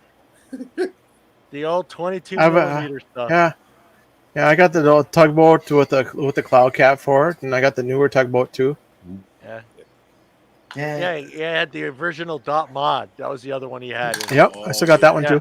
Yeah. Hang on. I got like 4 of those. Love the dot. Let's I've got really go to everything the dot mod is museum. made. Uh, I'm a huge dot mod guy, he's gonna pull out some shit that's got dust on it right now. but I'm Here using we go. Lincoln. Yeah. Well, the original Lush, 22 millimeter, Yeah. that kind of stuff. Yeah. Yeah. This is stuff that still works today, actually better than half the shit on the market. Right? Well, I like the 22 Bottom line. millimeter for the flavor. Well, it just showed up in Australia like last week, so it's not old for him. No, look, the kangaroo fucking knocked it off, and that's been in the mail for the last 5 years. Get fucked. It was floating. It was floating its way to Australia. It finally got there. The tide brought it in. Yeah, well, that's it. Yeah, okay, the tide brought it in. It was in a fucking bottle. Yeah, don't worry. Yeah. In a Yeah. bottle. Yeah. And So- another one from a couple of years ago that made huge waves, and if you put a little drip tip in it, it becomes better. It's Wasp Nano. A little Yeah, tiny that single was coil. a lot of people were in it because it was cheap and it worked Yeah. well. Yeah, but Trinity also made a glass top cap for this thing that turned it into an absolute weapon, Yeah. Really? and not a lot of people knew about that. Yeah. All Single the coil. most of the stuff I've got here is flavor chasing. It's not cloud chasing; it's flavor. Yeah. Yeah. And they want to kill flavors. Yeah. I think they've done a boo boo. They've done completely the opposite of what should be happening. They're a We bunch should of be fucking promoting. Oh, here we go. Older setup, Daniel. Favorite older setup would probably be like, and I couldn't afford the real deals back then, but I loved my my Stingray mech mod and my Orion V2 on top of it. For me, it was. Is that old enough for you? My because I couldn't find or afford the authentic, the Velocity. of the velocity. Oh, the like original Yeah. Velocity. Yeah. Well, I had a clone, but yeah, Everybody. Oh, This, wow. man. They made- Emma they Miani. made- they made like Nice. 10 fucking Velocities, and everybody else had clones. They made 10,000, but there's 8 million out there. Yeah. Yeah. Yeah, see with me it was more the first dot mod with the dual post on it, and it had like the 2 cut holes on both sides there. Yeah, I had that, and I would use that actually on a parallel box, single coil on there only, and to me that actually worked out great. Oh, I've not been paying attention to chat. I'm bad. Sorry, chat. I am. I'm reading it as it goes Daniel- by. Like 60 watts. Wallace Someone is looking was for a asking mod. the original. Yeah, I found it. Mine would have to be the Vicious Ant Phantom, single 20, like a 22 mil with an original, an old school original. What is it? 528, a 22 goon, The Oh, goon. and that Wow. has never been. 28 customs. Hey, Baby. just send that my Yeah. way. Exquisite. I What? still got mine. I got my Sigelli 150s sitting back there. It's still there. 150s. Oh, now we're talking real mods. Come on now, get with the game here. Well, let's- Sigelli, Yeehee, they were pioneers back in the day, right? Pioneer for you. Yeah. I was about to say it's all pretty much the same company or under a branch of H Cigar, if you remember H Cigar. Yeah. Yep, I do. Remember And- who? Let's help this guy Wax here with a recommendation. It's not wax. It's Wallix. Wallix. Wallix. Fred. Wallix. Wallix. Between He's $200 got- and $400 budget. $200 to $400 Between 2 and budget. 400. For what? To find something really cool and old? He for a wants mod. a new mod. He wants a new mod. So Do you want just the mod, or you want the whole setup? well, the $400. Holy he's shit. probably- That's one. That phone has more sub-ohm in it than the cars that drive down my street. Same. What do you recommend? Wait, he's got to take that call. All right, I'm gonna throw one out. I'll throw one out. Not a purge. You want? Well, Okay, wait. We have to ask another What's your obvious question. experience level? Yeah. Do you want regulated or non-regulated? Okay, just yeah. Oh, just showing one of the very first mech mods I actually got back in the day. Nick, you got one you Last want to throw long. out there? You got a complete setup? Well, did you he thinking? answer? I can't see the chat. Did he answer regulated or mech? No, he just said, I want something that would last long. Aegis L. He's new. He's new. So if he's new, we're not going to Go. recommend. Yeah. Go him, Nick. regulated. Yeah, Aegis L200, Yeah. and it's way under $200, but it's Yeah. going to last him. It's waterproof, shockproof, rubberized. All the construction and fishermen here use it. I mean, he could buy 4 of them, you know. Yeah. But it's a great device. What are you putting It's on easy top to of it? use. Typically, what the hell is on that? They got their Yeah. sub-ohm tank, the Zeus. The Zeus. Yes, Yeah. the Zeus. Cerberus or Zeus. Nobody wants a squonker, Daniel. Squonking is dead, Daniel. Really? Not I got Don't it. don't Hey, you want some don't you squonks? fucking I got dare 'em. say that. I got Go ahead, squonks. Nick. He's been saying it for the last month. Hey, I got some Rio Obviously, mods. he's wrong. Them. Original Rio mods. The OG Yeah. squonk. What? just go See? ahead and send one of them up this way, Absolutely. Nick. But Really? Some, You've got a Rio. yeah. Can I? Yeah, put one in the mail to Leanna. Thank you. Yeah, send one I'm up gonna here see too. Leanna. She's here. What do you recommend there, Brian? For somebody who's just kind of starting out, like okay. For somebody who is just starting out, I recommend going something small and have the ability to use your multi-lung coils and your DL coils, but only up to like 50 or 60 watts max on the coil. From there, then you can progress up to whatever you want to. But you'll have the ability to not have to buy dual mods. You have the ability to use your multi-lung for a while and then try that straight direct lung for a while and see if you like it or not without having to buy something new. That's the way I've always approached it. I've always like the old Kanger tanks when I sold those. They had the 1.2 ohm coils and like the 0.5 ohm coils. And then somebody who wanted to try direct lung, you could. You just like here, just I'll give you a coil. You can try it out and see if it's something you like. Just have it like 30 watts, you'd be fine. Not a big deal. Yeah, and that's the way I look at it, is having that ability to do it without sinking money into it, because people are afraid of that. People are afraid of sinking money into something, and they're afraid that they're not going to like it because they think that the flavor is different, and they don't know how to like really use it, and they do cough a little bit more like right off the bat because they have that instinct to draw a certain way. Mm-hmm. So I always do advise, the old sub tanks. Jesus I have a God. few boxes of those actually. I think I still have one or two.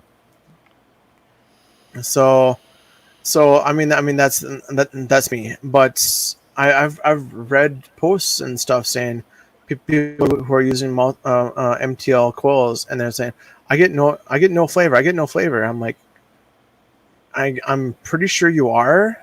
Jesus. I mean, you're going from smoking to MTL, but the thing is though is that I think what they're doing is that they're actually not priming the coil, He's and not they're actually brand getting new like, either. and they're actually getting like a burnt taste. So that's the way I look at that. I'm gonna recommend this mod, and the only reason I recommend this mod is because it's basically the mod I've used forever. I am about to hit 100,000 puffs on my original DNA Paranormal DNA 250. It's a little more pricier, but you're getting quality for the money. It's an efficient mod. It's got the DNA chip. You're not going to run into any issues with that.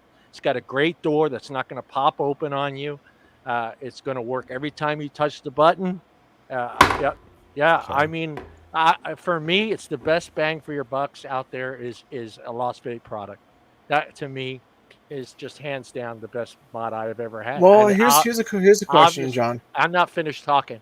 Obviously, That's fine. obviously I have never put this down. You can watch every single vape show I've ever done for the last 2 years. This mod never leaves my hand. So that's the mod I recommend. Go ahead, Brian. I'm not so don't get me wrong here. I'm not saying it's a bad mod, but I do think that the 250C chip is a little bit more advanced for some people and then for others, and maybe in just me. I have I don't even know where mine is. Mine's around your signature. They made temp control so simple now. Most people don't use temp control anymore. No, it's not called temp control anymore. It's called what is it called now? Hold on. The power curve shit that they put in, where you can actually dial in what you need in a power curve. No, I think they've come up with a mode that's like temp control, but it's really user. Replay. John's talking about replay. Replay. Right. It's so simple to use. Mm-hmm. Yeah, so simple Now, to see, use. I'm going to go with suggesting what Nick did. Give him something that's not going to break his budget or even come close to touching the low end of his budget. And if he drops it or whatever, he's not out a ton of money. Or if it gets I'm lost. worried about dropping shit. I can tell you all about people losing drop $150 mods. Yeah. Yeah. No, I hear you. And you remember how salty you were when you lost that mod to him? Oh, yeah, I was salty. Okay, now let's say you lose a $70, $80 mod. Are you going to be as salty? No. You're just going to be like, well, fuck, I lost it. Yeah. Yeah. Hey, I mean, you're gonna lose shit. You're gonna lose shit. It's just, fuck. What are you gonna do, dude? I'm speaking from a shop owner standpoint. Yeah, I want the that's person why to come back and develop that relationship. Right. When they're ready. Flavor to step up, we can step them up. recommendations. And you're a fruity flavor guy, so fruity flavors.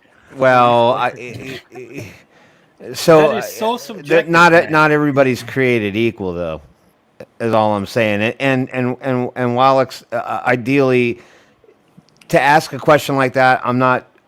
It's kind of a loaded question, right? Because flavor is subjective, right? What I like, you may not like, and it's the same damn thing. It may come down to however that particular juice manufacturer makes that particular flavor. So if I was going to give you any recommendation for me from a fruity perspective, because there's a lot of them out there that I do like, I would say Monster Labs, hands down. I think that a lot of people would say that some of their fruit flavors are really overpowering, but I like a really strong, juicy, hit you in the face fruit flavor. I don't want subtle stuff. So I just take a look at the Monster Labs line, everything from their ice line to their fruit line to their standard toast and jam lines. They've got some really great fruits mixed in there, from apple to grape to strawberry, blueberry, blackberry, raspberry. You can go down the list. Mango, guys, guava. Juice Head is those guys, really good. Juice Head and Marketplace are the big dogs for fruits. But like you said, and everybody's palate's different. You could try something exactly that I try, and we get two different flavors out of it. Whatever's going to be more pronounced. I agree with Curtis on that comment too. Twist is another really good company for fruit flavors. They nail it every time, and you won't go wrong with the Twist flavors. Daddy's Vapor. Yep. Mallory, that's not true. You can taste some nicotines. It's kind of peppery. Yeah, correct. Yeah, you have a little bit of that. Yeah. Actually, some people even say they get a different kind of a smoky flavor from different nicotines. Is that possible? After a little bit of that smoke? Yes, it is actually, depending on how the nicotine's extracted. If it's extracted from the leaf or from the stem, two completely different flavors. If it's extracted from either of those two and then filtered again, the flavor's gone away. Salt nicotine has certain flavors to it. If there's three main. Benzoic acid, that does have a flavor to it. It will bend a flavor in a mix. That's not a problem.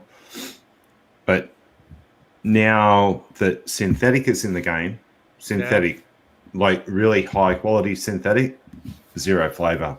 Another liquid line that you missed out was the one from J at Five Pawns, the Orchard line for fruits. Yeah. That you can get that in zero nic, and that's OG liquids. They've updated what they've done, but no, still Hey, look for the OG players in the industry that created fruit lines back in the day. All right. And Wallach, they're way better. Where are you from? Because then we can tell you some websites to look at. Yeah. Oh, really? Salt nicks, since I've had high blood pressure, will throw into. Really? Could it? Yeah, Shit. correct. No, correct. It will. Yeah, it will. Benzoic acid can do that at Oh. high levels. Yeah. 50 milligram and above. There's a couple of pods out there now that are 72 milligram. What That's the fuck? crazy. Whoa. My daughter bought one that was 60 the other day. See? Huh. Even Right. Nick pointed it out to me one day. He said, "What's this? 7.2?" And I said, "That's 72 fucking milligram." Yeah. Well, my daughter thought it what was 6 the- milligrams. She thought it was Well, 6. that's She goes, this is 6, right? Dad? I go, no, that's 60. no, that's 60 meg. Yeah. What's that high octane, Paul? Yeah. Ultra high octane shit. You Yeah. remember it was a pod that you showed me once, and you said, "What's this?" Yeah. And it was 7.2, and I thought, "What's it? What? Are we driving V8s now?" That's to get your It's heart not- started. Yeah, it's on Oh. market. I'm not going to mention the name, but yeah, there's Yeah. Out there right now, what is Modern the typical mix level right now? Are we at 70-30? Is that the norm? Is it fluctuating between each brand? Because there's no. I've noticed back in the days they used to put it on the bottle, and I noticed that's kind of gone now. Like you used to see 65, 8 35, 60, 40, 70, 30, 55, 45. There's so many variations. It's you try and get your head around it, and someone comes to you and says, "But I need it in this." Well, it can't be done in that. Right. And you've then sit there and figure out how to make it work that way. You make up combinations of hybrids between salt nick and free base nick and salt base and synthetic, and you blend them together to get the base that you need to work with to get it that high. Yeah, the reason I bring it up is because a few years ago they were kind of catering to the sub-ohm tanks, and they were thinning out the juice a lot to help out, because you might as well, because if the market is primarily sub-ohm tanks, everybody's using a sub-ohm tank, and people were complaining about the thicker juices fucking up the coils and the cotton on some of these devices. So that's when I started noticing 80-20. 70-30 or 65, so I just kind of wondering if that's still, are they still catering for the sub-ohm tanks? Our majority for flavor now is 70-30. 70-30. And I'm finding a lot of 50-50 lines because it's kind of that happy medium of flavor and throat hit. Right. So when we're selling 12s, 18s, 24s. Well, the we're at the 50-50 line, you really can't use that in an RDA. That's just too thin. Right. Yeah. And people are going to higher nicks. Yeah, that's true. You can with single coils. You can actually run 50-50 comfortably. With a single coil. A single coil, like through a squonk, not a fucking problem. Yeah. But Yep. 50-50 in a sub-ohm is just, Back it'll to the decimate previous through the coil. conversation as far as rebuilding coils and stuff. Yeah. People aren't using those methods anymore. So Right. you're seeing that e-liquid line change over. Plus, now that they're registered in 16, when they started registering and filing their PMTAs, now they got to stick with it. So they're all picking that happy medium, the middle of the road stuff, because they want to kind of be multi-user,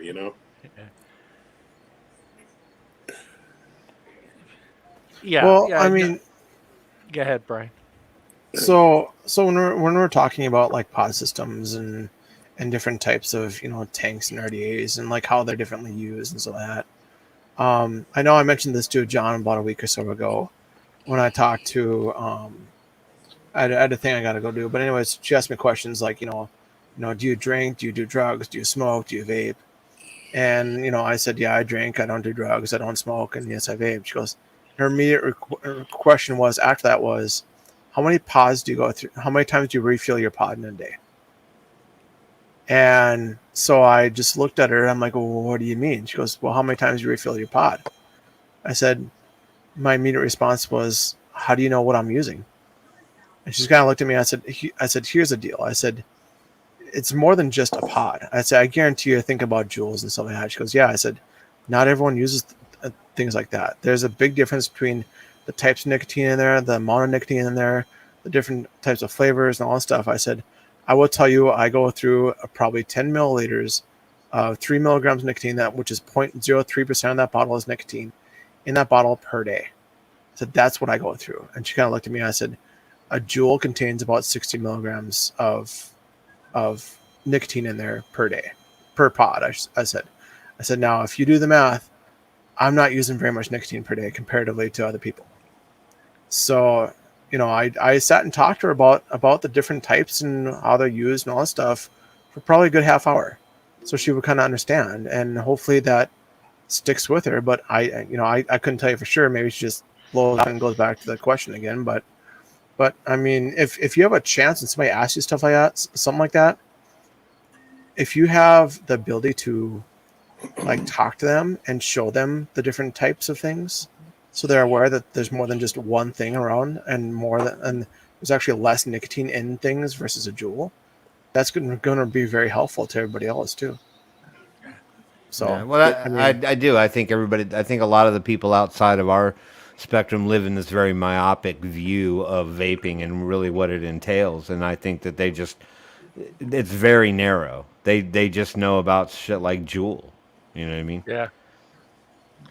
Well, they're the only ones that make the news. Yeah. Yeah. And well, that's put commercials out too. Yeah, and that's kind of the reason why I'm really, really a big person to having the ability, like Paul was saying, the ability to have an RDA that's actually dual purpose, the ability to have a tank that's dual purpose, so you can actually have those different types of things, versus just scoring on the one thing and having something that's blowing clouds consistently with a dual coil RDA and a series mod.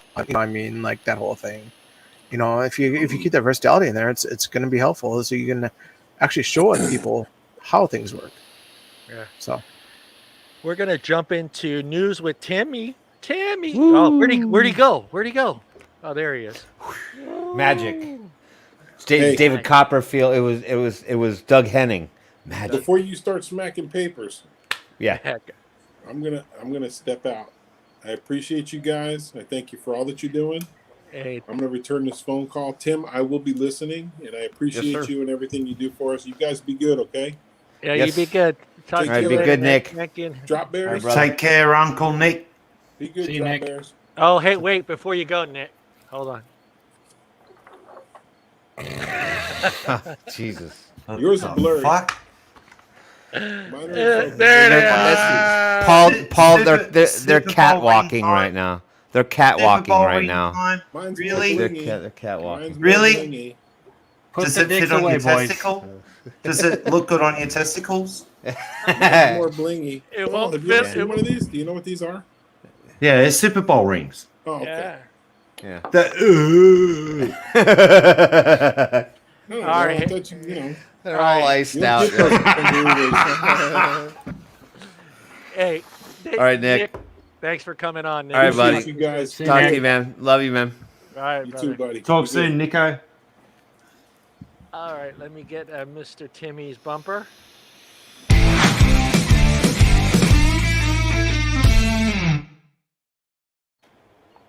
Man, that was loud. It really was. It's Doug Henning shit again. All right, so tappity tap tap tapping tap motherfuckers. Yeah, we got some news for you tonight. I think you need to tap a couple more times, Tim. One more time. There it is. Yep, nope, and I'm using A4. I'm not using your standard 8.5 by 11. They just have a little bit more has a little bit more crack to it. I don't know what it is about that A4. It's just, it's a little bit more. It's more premium line paper. 8.5 by 11 is so 1980. Okay. So every week as the paper's going to grow taller? A4. No, A4 equals fat bottom girls in the paper world. They make the rock and roll go round, dude. That's true. That's very, very, very true. Anyhow, we got 3 articles for you tonight. The first one's a little winded. This one was passed on to me by our dear friend down there to my lower right, Mr. Brian. Let me share my screen. So this one was kind of brought up a little bit earlier in the show, right as soon as we kind of kicked into gear. I don't remember who was asking specifically. The name escapes me. However, there's been a lot of questions about what's going to happen come September 9th. What are we really looking at? Potentially maybe staring down the double barrels of a complete rewrite on the PMTA process, a complete shift in how the new tobacco industry, or if that's what you want to call it, or the new nicotine delivery systems ends are viewed. There's been some discussion about potentially maybe having them go down the path of approval of the FDA's drug approval process system, not the PMTA. So it's all kind of a very kind of sketchy arena for everyone right now. Let me make that a little bit bigger. I think we're struggling with size right there. It's That's not what the she size. said. It's not the size of the sea.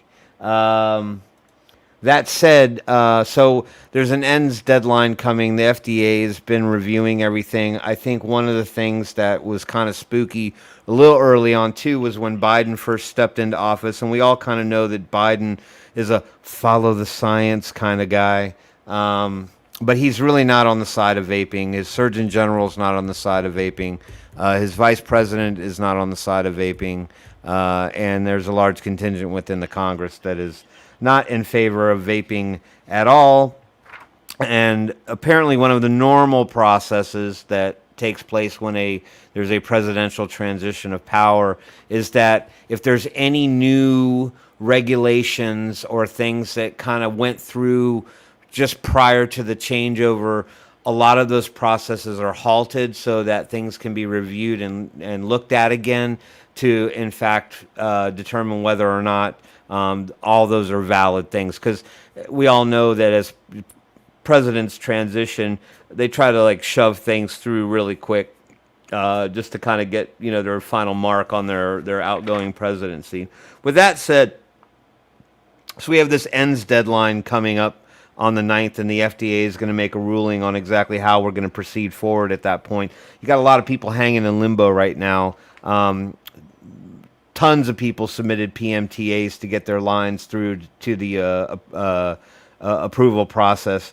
But as we all know, that process is turning rather slowly, only because of the sheer volume of PMTA applications that were submitted, and they can't quite keep up. But there's a lot of people that would really love it if the FDA would just shift gears and not allow the current PMTA process to be honored.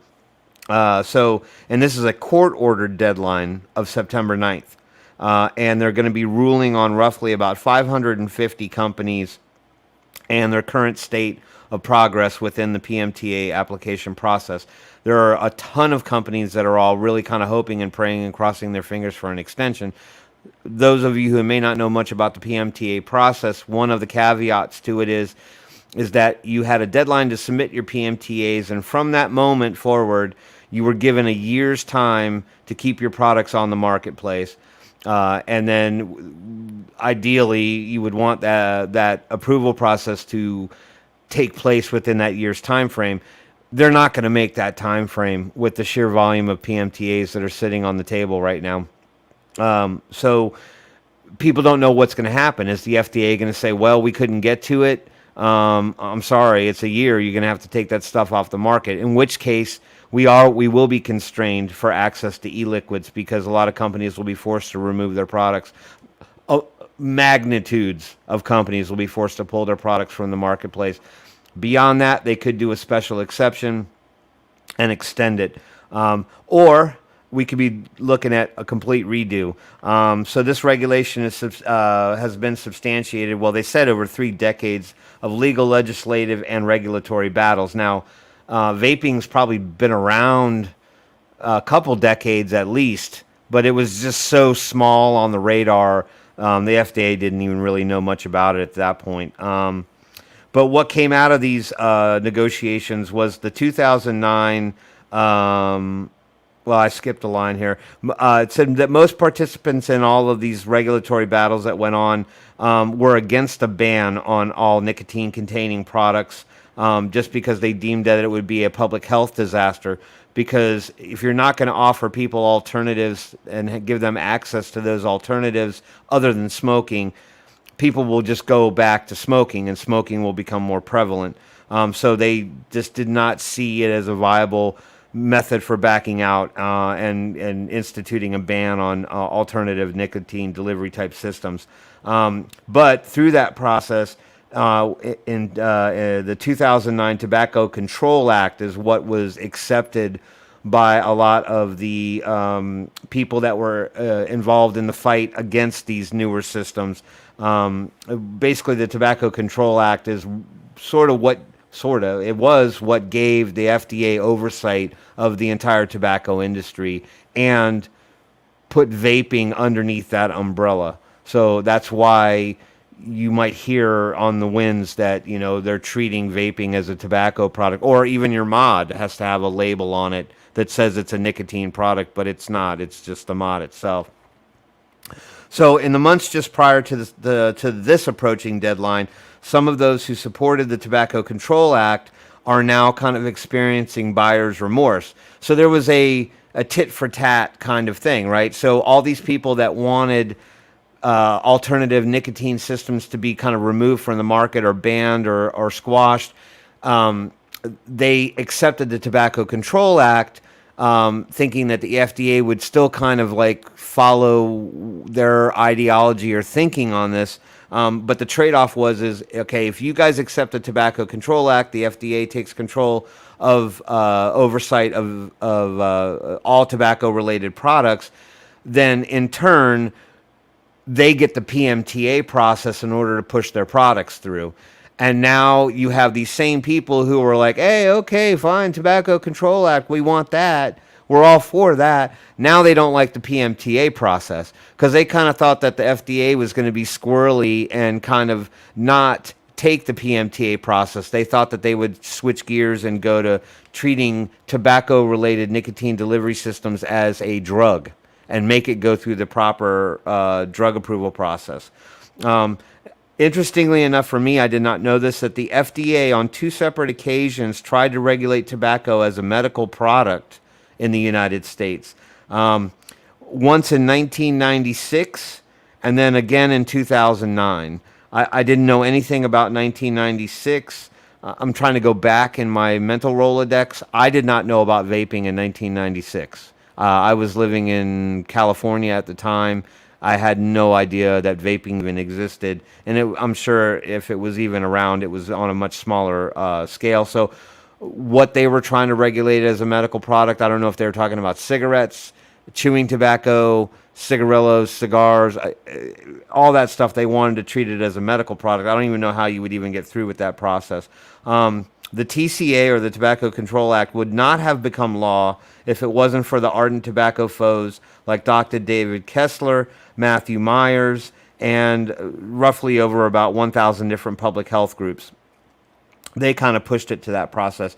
So as I was saying before, in exchange for the Tobacco Control Act, all those same people who accepted the legality of existing tobacco products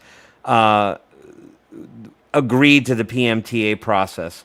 So in April of this year, a letter was written to the FDA commissioner by 6 advocacy groups broadly declaring, if any e-cigarette can be shown to be effective for smoking cessation, the manufacturer must submit evidence of this to the Center for Drug Evaluation and Research, which is just basically another elemental process in the PMTA process.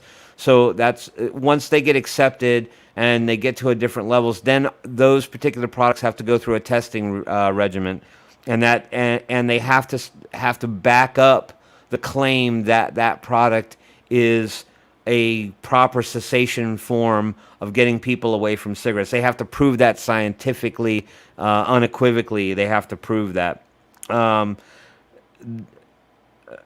the activists believed that the FDA would ignore the following legislative statement, which I wanted to read that. So let's go down there. This is the longer of the 3 articles. What the heck were they putting in their eyeballs? Oh shit! I thought that was something else. I just caught the corner of my eye. I was like, "Oh, Tim, what are you watching here?"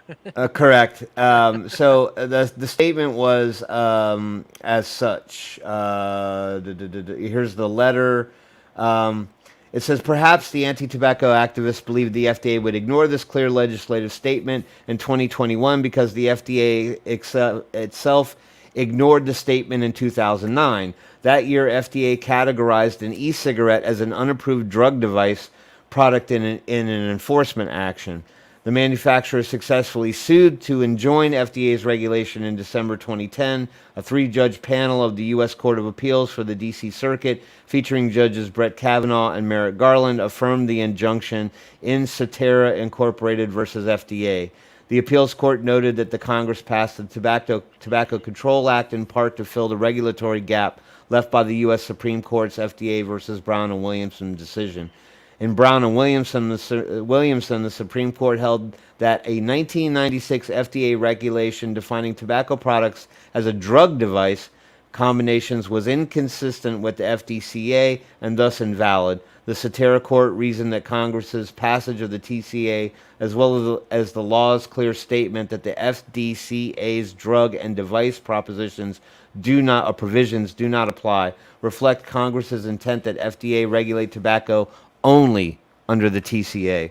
And that's kind of what gets us to the PMTA process. Those were the 2 courts that ruled to not allow the FDA to regulate it as a drug product. However, if there are any snafus in the process and the proof cannot be made that vaping is a proper cessation tool, that means that any ENDS product that effectively switches consumers from smoking to vaping, regardless, must be removed from the market. Now, I don't know if this statement still stands true, but this was mentioned in the article that the FDA does not necessarily, they're not in favor of a prohibitional statute. They don't want it to be thrust into a prohibition, despite the activists wanting it that way.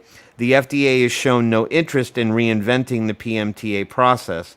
And then finally, the Journal of Public Health states that we believe the potential of life-saving benefits of e-cigarettes for adult smokers deserve attention equal to the risks. Without alternatives to combustible tobacco, combustible sales would likely rebound. So I don't know what weight those statements hold. It kind of lends some favorability to our market. I mean, if the FDA doesn't want to go into a prohibitionary state and they're not in favor of rewriting the PMTA process, what does that really mean? Feel free to chime in on what you think that could potentially mean, whether or not we just move forward with the current PMTA process. I think most people would be willing to accept that, as convoluted and bullshit as it is. Yeah. It seems to be maybe the lesser of any evils that are out there right now, and we'll kind of roll the dice and see where we end up on the other side. I just said in my takeaway, I hope that the FDA stays the course, stands their ground, and does not fall to activist pressure. But we know that there's a lot of money out there that could sway some opinions, Bloom Bucks and all these, and Big Tobacco and a lot of these other people that are out there. So just something to be cognizant of and watching for, to see how things turn out on September 9th. I think most of us will be watching the news with bated breath, I think, on that one. Yeah. So that was that one. That happened to be in Forbes, so I consider that somewhat of a pretty reliable news source. Yeah. All right, so the next one we're going to move on to is Netflix. And thank you, Mike Pels, for throwing me some of these suggestions. Mike was out there looking online for documenting, for vaping documentaries. There's a few that have come out over the years. Some are a little antiquated, but You Don't Know Nicotine and A Billion Lives has come out. But Netflix is jumping on board, and they seem to be on the rah-rah side of the antagonist, or the antis, They seem to want to put out a bunch of hit piece propaganda joints that pretty much paint a pretty bad picture of the vaping industry. People are inclined to watch Netflix. I don't know why Netflix feels so emboldened, or maybe it's to gain viewers or get people to buy subscriptions. But since 2019, they've been putting out propaganda pieces, or at least standing behind ordering these docuseries that typically talk very negatively about vaping in the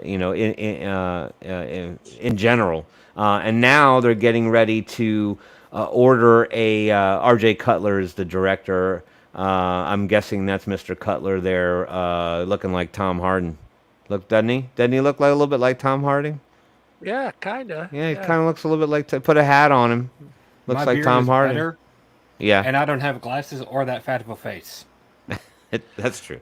I would have just stuck to I don't have glasses, but that's a yeah. No, you're right. Hey, Tom, put your face closer to the camera. Yeah. You can do some, Yeah, look. cool, Look at that. cool Look face- at the yeah, face look at swapping the here. uncanny resemblance right there. You That was got a a face long off. That was a lock of face leather. off moment. Yeah, whoever's So- good at face swapping, What is that called? let's get this Doppelganger? done. Right. I'm much Doppelganger. better looking. Yeah, I'm trying to get through here. So Netflix has ordered a documentary series based on a book that was written by Jamie Ducharme. I'm hoping I'm saying that last French name correctly. The book that was written was called Big Vape: The Incendiary Rise of Juul. The series will be directed and executive produced by that gentleman, Mr. R.J. Cutler, who apparently has a lot of other accolades, other things that he's produced. But basically, this story is going to be all about Juul. All about Juul. I know that there's a lot of hate for Juul. There's a lot of people that may not necessarily care for Juul, but they support the fact that they did kind of jump into the tobacco harm reduction market, regardless of their 60 milligram Juul pods. But they're going to basically chronicle the life of Juul, how they went from basically like a low-level kind of struggling tech company to all of a sudden literally controlling 72% of the tobacco market. As everyone knows, 35% owned by Altria Tobacco Company, so they had the money behind them. This is not going to be a puff piece, they say, given the high nicotine concentration and flavored products helped spark what top health authorities labeled as an epidemic of youth addiction. So there's really going to be some focus. But again, this walks away from the greater market that we all kind of have our hands stuck in. The people here in this chat and on the panel are not Juul people. We just never really ever fiddled with it. But that's all that the aunties seem to know. Ducharme, who authored the book Big Vape, and also works as a staffer at Time Magazine, has written almost 40 articles on vaping since joining the publication. She wrote a cover story called The New American Addiction, How Juul Hooked Kids and Ignited a Public Health Crisis. I guess her little rise to fame, this was her 15 minutes, became one of the magazine's most read stories of 2019. So she was quite popular. Cutler has won Emmys and has been Oscar nominated for several pieces of work. I don't know if anybody really cares to watch this bullshit. Frankly, I kind of shy away from stuff like this. It might be good information. I kind of sit in the middle in this camp. I'm not a big fan of Juul and how they've kind of helped sort of bring a dark cloud over the vaping community in general. But I'd like to see them take their lumps. So this might be a good watch. I don't know. I just don't like the idea that the same company that stood behind a movie about child exploitation wants to maybe try to be the wolf in sheep's clothing and support a docuseries on ripping an asshole in the vaping community. So I don't know. You can take that one for what it's worth. Fuck Juul, right? And then Mike found this one, and Mike, just to your credit, buddy, this was a document series that Netflix supported back in 2019. This one was also about Juul. It was, but this is back when Evali was kind of like on the rise. So I don't know if anyone's seen this particular documentary. It's called Broken. I guess Broken was called the name of the docuseries. And I don't know. I don't know much about it. I did post about it on Twitter, and people were telling me this came out a couple years ago. So I don't know if people want to go back and look at this. But I was just highlighting this to say, like, what the fuck is Netflix's issue? Why do they got to jump on the anti-vaping campaign? Like, totally unnecessary. Boycott their platform, everyone. Boycott their platform. I don't want to say boycott their platform, but maybe somebody go out to them, because they're always looking for documentaries. And I think you have to meet their criteria, of course, cameras and audio and all that other stuff. But Okay. why does someone pitch? Well, why aren't they carrying A Billion Lives? Why aren't they carrying You Don't Know Nicotine? Yeah. I mean, equal time, right? Yeah, I mean, if you're gonna show this shit, is it on another platform currently? Because that could be it. Is it on? I don't know. I don't even know if this is still on Netflix.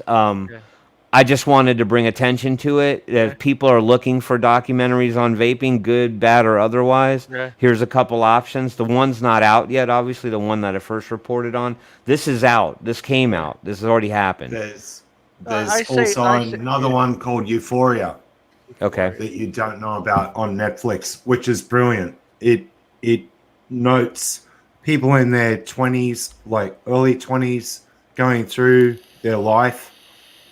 Coming out of high school, going into the rave scene, vaping, doing drugs, all of it. Right. It's a whole timeline. It's wow. brilliant. I'll have to look that Euphoria. I'll look that one up. Yeah, I think it's a good idea just to watch them anyway, so you have some firepower. So when someone does bring up that particular documentary, but no, you're right. I'm just saying I sort of feel like there are some documentaries that were made, and You Don't Know Nicotine and A Billion Lives. Yes, it's centered around vaping, but it wasn't really solely about vaping. It had a much broader view on the subject matter than just focusing on one demon, kind of like all this bullshit does. All right, so there's that. So if you guys are into documentaries, look them up. Euphoria, the Broken docuseries, and coming to a theater near you, Big Vape, the incendiary rise of Juul. Is there any boobs? Is there any boobs in it? I don't know if there's butts and boobs in that. I don't know. I don't know what the rating. I don't know what rating you're gonna get. I don't know. Maybe somebody's vaping out of their butt and they just want to, just trash us even more. Tim, don't give our viewers any ideas. I'm not. Please don't vape. Please don't vape out of your butt. Everyone, we're not experts. We spoke about suppositories and nicotine. That's right. Come on. Paul is preparing the vape suppository as we speak. Yep. He's deep in the lab right now. Don't He's deep in the lab. He's balls deep in the lab right now. Yeah, 12 inches in. All right. So we're going to finish on an advocacy article. Wallix, I'm glad you're on the show, my friend. This one is about Canada. It's about Canada.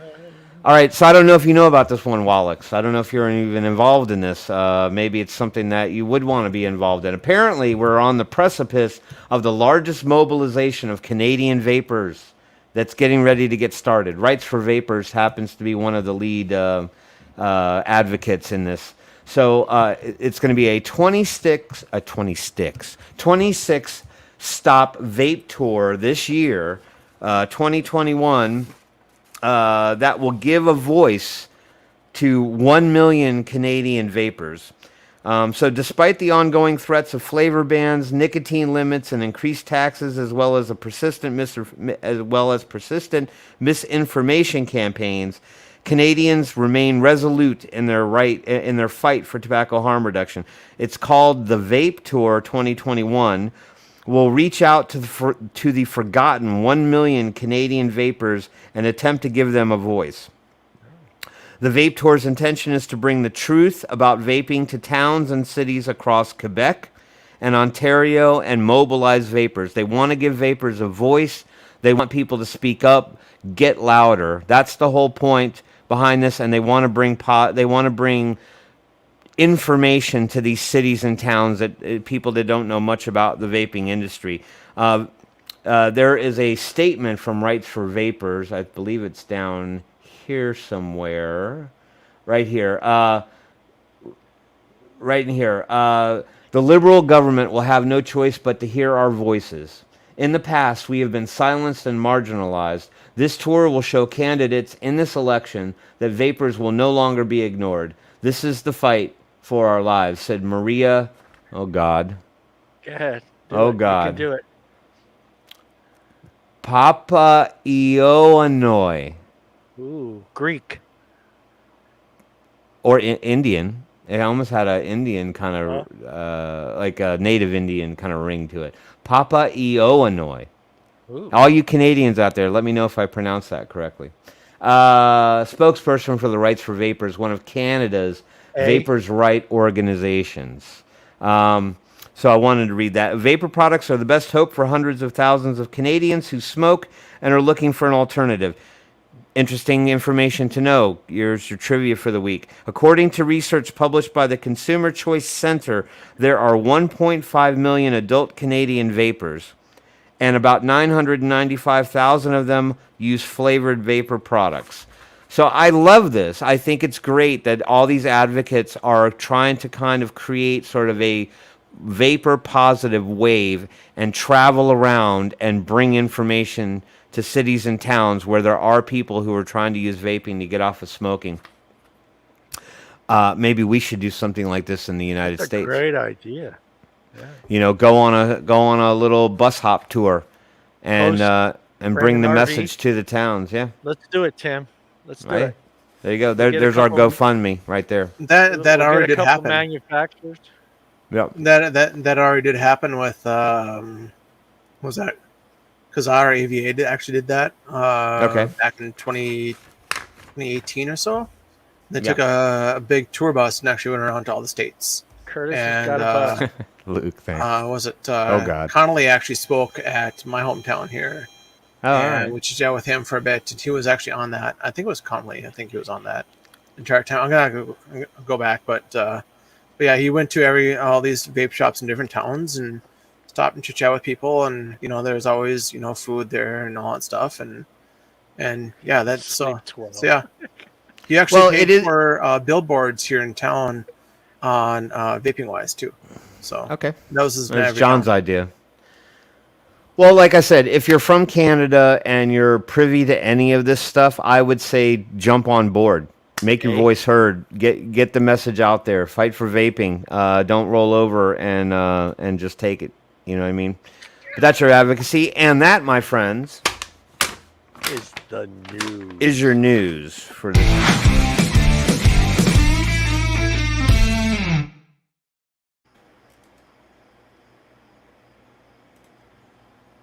John, you're blurry. Am I blurry? Not anymore. Uh-huh. We're Now back. that's the quality of a Canon camera. Okay. Thanks. I did that for Paul's sake. Oh.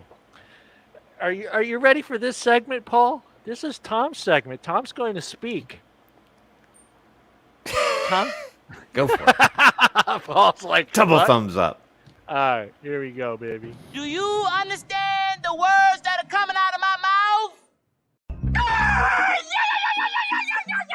Alrighty then. Never gets old. No, it doesn't. I gotta move some shit around here. Hey, Tom, that's your What? cue to speak. That's I'm your working cue. on it. Oh, okay. Calm down, old man. Damn. Yeah. Yeah. Pistol whip you or something. Shit. Oh yeah. I'm gonna eat that duck. See, I'm not the only one here. All right. I know I've been gone for a while, and you'd think my list would be longer. However, it's only these 5 things. 5. Jeez. What's wrong with you? I haven't been getting pissed. He's been busy. But that too. 5? Yeah, I've been too busy to be pissy. He's working with Paul on that suppository. Yeah. No, I've just been working. All right. Number What's one. work? What is work? It's a four-letter word. What is work? It's something I have to do next week. All right, what number one is is angry? ammo prices and the shortages of ammo. It is very hard to find 30-30 ammo anywhere. Yeah. And it kind of pisses me off because I would like to shoot my 30-30. Stupid people. I really don't need to expand on that because stupid people. I would like you to expand on this. Yeah. No. What do you consider stupid? People that ask that kind of a question Yeah. Figured. or that need me to expand on stupid people. Like people who are online and just say, "How long do I have to wait for?" Like those Yeah. type of stupid people. Is there Yeah. a difference between stupid people and slow people? No. No, that was you Careful. just put both of those on full display. Mm-hmm. All right.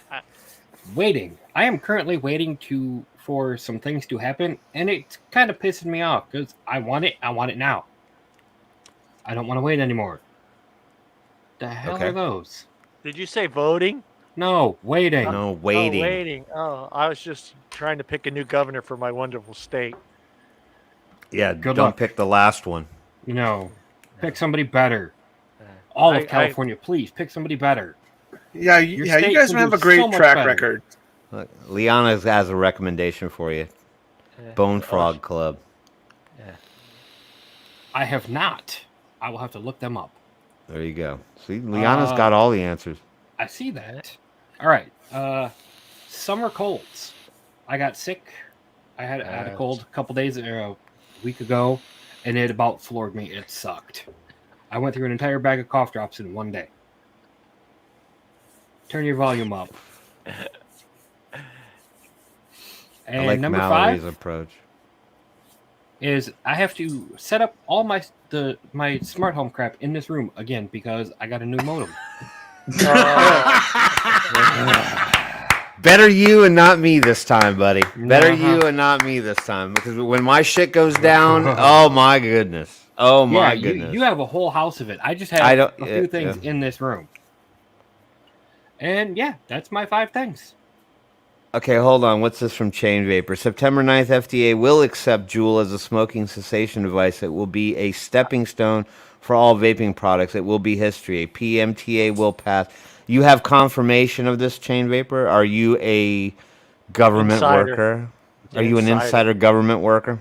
I I like can your see- user ID name, though. That's I a can great see use. the first part of that sentence actually happening. So Okay. They're I the do only not- ones that I can do afford not to have do COVID. that. I did not have COVID. I had a cold. Well, Well, in this thing right here, if the first part is correct, the last Yeah. parts will actually be correct too. Because if they're Yeah. actually accepted through, other things will be accepted through too. that will be the precedent. Yep. Okay, hold on. Go. No. Hang on. No, Paul. think No. about this. No. Think about this for a second. No. Well, shut the fuck up. Think about this for a second, right? If it's being accepted as smoking cessation, then it will fall under medical. Medical. Same as hail. Right. Exactly the same pathway as hail. It bypasses PMTA completely. Yeah, but if they do, then overturn that one case, then everything from then on forward could be a whole completely different story. You know what I mean? Like this is going to add a complete conundrum in everything right now. Okay. And I really want to know who this cat is because An insider. no, well, deal is that they now need to separate the different nicotines between salts, freebase. All of it needs to be separated completely. Right. If Juul goes to market like this under medical, that opens the door for Hale, which is Bloombox, and his little crew of fucking cronies. It also then opens up the pathway completely for synthetic nicotine to come in as cessation, going under NRTs or nicotine replacement therapies. It opens a completely different doorway. They're upending the whole PMTA process if this happens. Bottom line, think about it. Right. Well, the case was settled, but the thing is, though, that if what you're saying in the past comment is actually true, Yep. then in theory, and then that whole case can be reopened. Correct. Because if Hale, okay, if the Bloomberg product, and this is the test case that a lot of people should actually look at right now. If Hale gets accepted as a medical product, then all closed systems can go down that pathway and copy and redo the data from that study. Bottom line, Mm-hmm. It'd be if fucking weird for a doctor to hand you a fucking jewel cartridge, dude, at the office. look, It just feels look. strange. I'll throw it right Look. back at him. correct, but Yeah. honestly, Shane, I'd really like to talk to you about this at some stage because, correct, yeah. No, it was never settled. The case was never settled between synthetic and like normal nicotine, freebase, or salts for that matter. Yeah, Victor. Yeah, UK. They do have vaping shops in hospitals, but if US FDA, wow, if they're going to play that game and they modify the nicotine and they're playing on the medical side of it, we're all fucked. Well. The thing is, though, like Europe and us have always treated it completely differently at all times. I mean, they have it actually in hospitals. They actually have it as certain ways, but also their rulings and stuff is completely different though too. Like when you go and get liquid, it's not like a bottle like we get here. It's actually separated out. You have to add in your own nicotine in there and all that stuff. Like that's the way they are, and like they have the nicotine pouches. You can only get a certain amount at a time. And all that stuff. So I mean, it is completely different markets. But I mean, even if we had that sort of stability that the UK has, this whole market would be completely different. Well, look at us come October 1. We've got a prescription model coming in, and Yeah. they still don't even know what the fuck's going on here. We've got no clarity whatsoever, and we're, what is it? From the 9th, there's, 21 days between September and October 1. We're all fucked. Right. Well, actually, with what Mallory said, didn't we have an article way back, Tim, that was actually a synthetic and natural nicotine type article, and Yeah, it was the it was actually discussion, labeled as the same. something to that effect. Yeah. Yes and no, depending on the type, whether it's. Well, it's like an overall umbrella of the same thing, but like they are actually made differently, but the umbrella is the same. It's just like, vaping and tobacco, cigarettes here are labeled underneath the same umbrella as tobacco. It's kind of like that same concept where they're two different entities, but they're labeled underneath one umbrella. I had a smoking section in my high school. It was right next to the bike rack. Yeah, but what were you smoking? What were you smoking in high school? Both. Cigarettes or rolling spliffs? Both. Yeah. Yeah, same deal. We didn't have a smoking room. We just smoked. I went to graduate in '86, so 83 as a freshman. The only time you couldn't smoke there if you were a freshman, but a sophomore you were allowed to smoke in there. If you were a sophomore, you could smoke before school, right there in front of the school at the bike rack. Wow. Yeah. You couldn't smoke on campus anywhere, but if you wanted the cigarette, you could just walk over to the bike rack, and as long as you were sitting there, 83, that's right, Curtis. Yeah. So, and then it was only. Yeah, I remember that smoking in hospital. I remember that. Yeah. From the early 90s here in Australia, we were still allowed to smoke. And in I hospitals. remember paying. Probably Tim does too. 73 cents for a pack of cigarettes. What? I don't know that I ever remember them being that cheap. Yeah. 73 cents? 73 cents for a pack of cigarettes when I started. Yeah, I think I remember them being somewhere just over $1 or something. They were really, really fucking cheap. Yeah.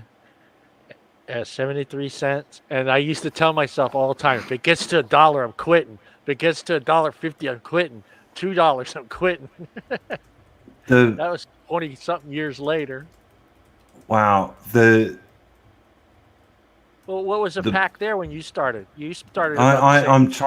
I'm trying to think. It would have been about $7. $7. Yeah, but you're 30 in a pack, right? No, 20. 20 in a pack there? I thought you guys Yeah. had the bigger packs there. We've got 20, 25, Yeah. 30, 40, 50s now Okay. in a packet of cigarettes. Yeah. Like a 50 pack of cigarettes. Where do you can't put that in your pocket? No, it sits on your fucking table, and they're charging $60 for a pack like that, $60 to $75. I'm going to get something to show you guys. I'll be right back. Talk amongst yourselves. Well, actually, where did it go again? I just missed it. What Mallory said. I used to, when I was younger, I used to go with my grandma onto the military base and actually buy cigarettes because they were a lot cheaper at the time. Yep. And now they're close to about the same price now, but that's actually where we used to go all the time to get cigarettes because my grandpa he was in World War II. He was actually in the Air Force. So that's where we go all the time. So I get it. The price is completely different. But nowadays it's more of a lot of the vapors here are going to reservations now instead because of that whole factor is that they don't have to taxes and such like that. We have the opposite here. With our Aboriginal community, they're trying to get rid of the smoking and the booze out of those communities, and that's classified pretty similar as a reservation. It's their land, not our land. Mm-hmm. So, but we don't have the same type of setup here in Australia. And average packet of cigarettes now is anywhere between 35 and 40 Australian dollars a pack for 20. And Which all the way up translates to what? about $30 US a pack. Okay. And in Canadian money, it's 1-to-1, pretty much. It's hideous here. Yep. You guys are about the same as Canada. So. Yeah, 1-to-1. But if we had reservations and we didn't have the government and the taxation system that we have in play, things would be a lot fairer. And our government doesn't even want to look at vaping as an option. That's why they put the prescription model in play. Stupid. Absolute stupidity.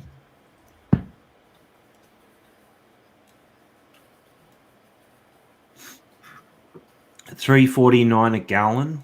Okay, so gallon's 4 liters. It's almost $2 a liter here in Australia, which equates to $8 a gallon. Yeah, and US dollars that'd be $6 a gallon, roughly. Yeah, that's the same in Italy. Same. Yeah. My cousin's paying outrage. Yeah, you guys buy it by the liter there. This is how dedicated I was to smoking in my house. Do you remember these? Whoa! Do you remember these? The fuck is that? What? Ready? Oh wait, those are those little clock things. Yep. That's that little clock thing. Yeah, there you go. The cigarette dispensers. Yep. Wow. And it would Yeah. hold like 3 cigarettes in each thing. Wow. And then it'll close. Wow. That's awesome. Man, old people got some cool shit. Do you hear the music? It plays music. That's what they all say, Tom. It plays music. You heard the music? Look, Yeah, listen. yeah, we heard the music. Mm-hmm.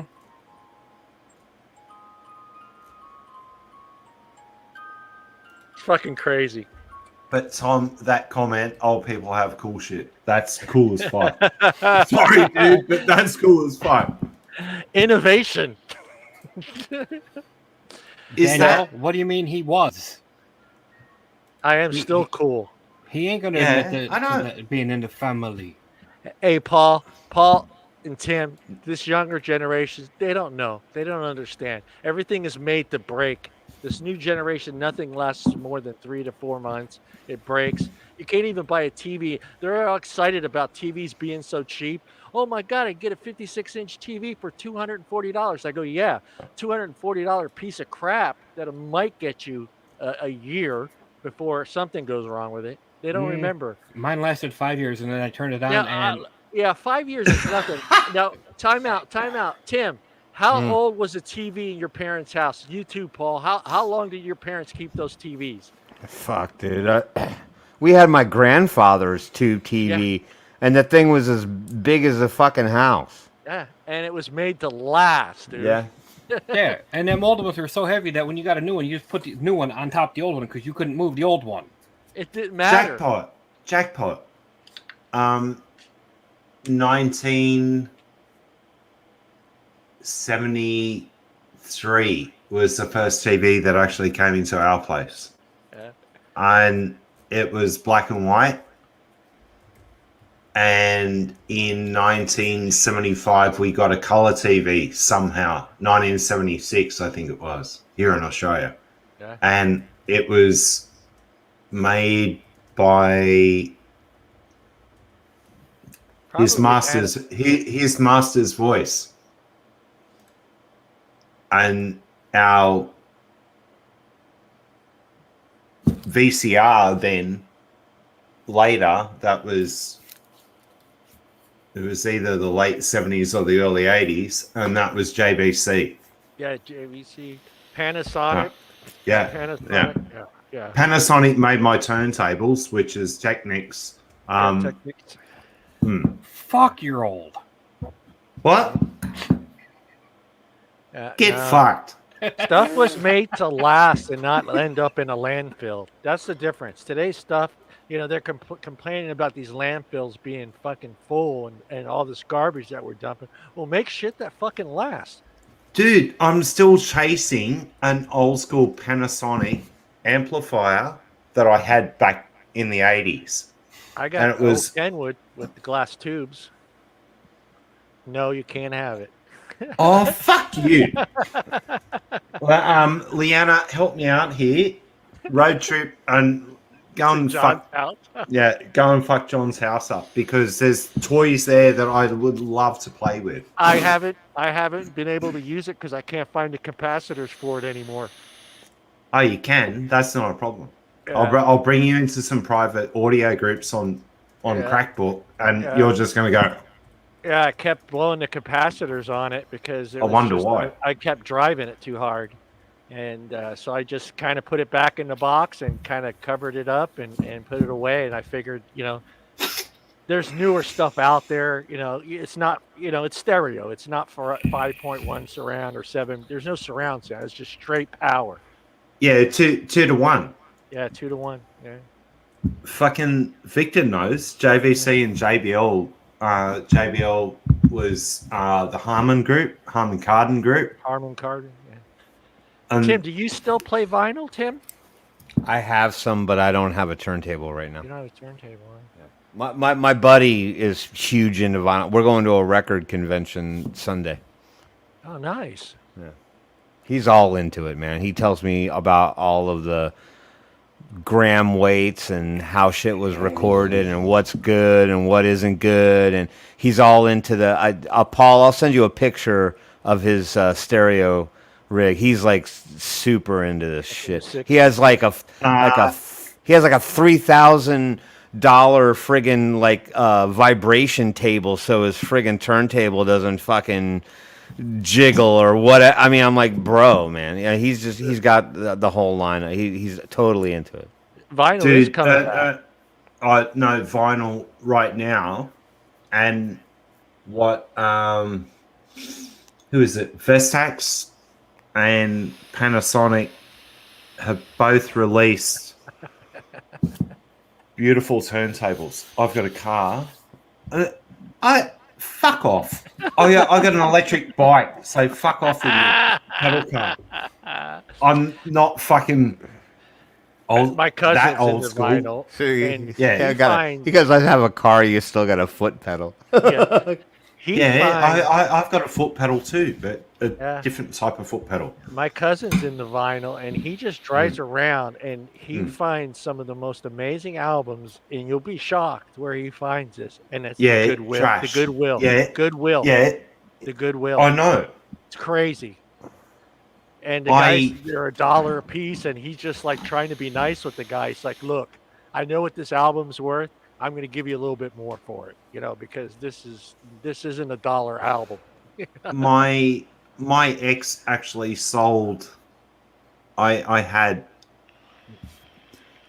one simple collection that was actually in a vacuum bag, like a space saver bag that you put in the cupboard. I didn't want any air in it. It was the complete Kiss vinyl collection, but it was all Japanese issue. Yeah. And my ex sold it for $125. Oh my god. That's didn't a you- $20,000 fucking collection. Yeah, I was gonna say didn't know what it was. Just thought they Yeah. were records. Yeah.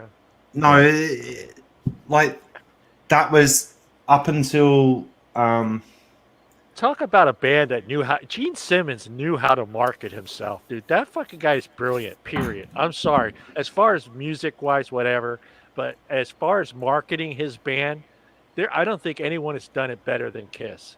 I mean, action figures, fucking lunch boxes, fucking. Name it. In the '80s, Kiss had it. yeah, I'll give it to Gene on that one. Yeah. But How did we get the music? as for everything goes to music. Yeah, Can it you does. figure that one out? Yeah. But Kiss had. No, Everything. we're not going down a Kiss memorabilia track. No. Yeah, they had everything. Leave that alone. They had action figures, lunch boxes, fucking posters. They had shirts. They had, you name it, shoes. Yeah, Kiss Army.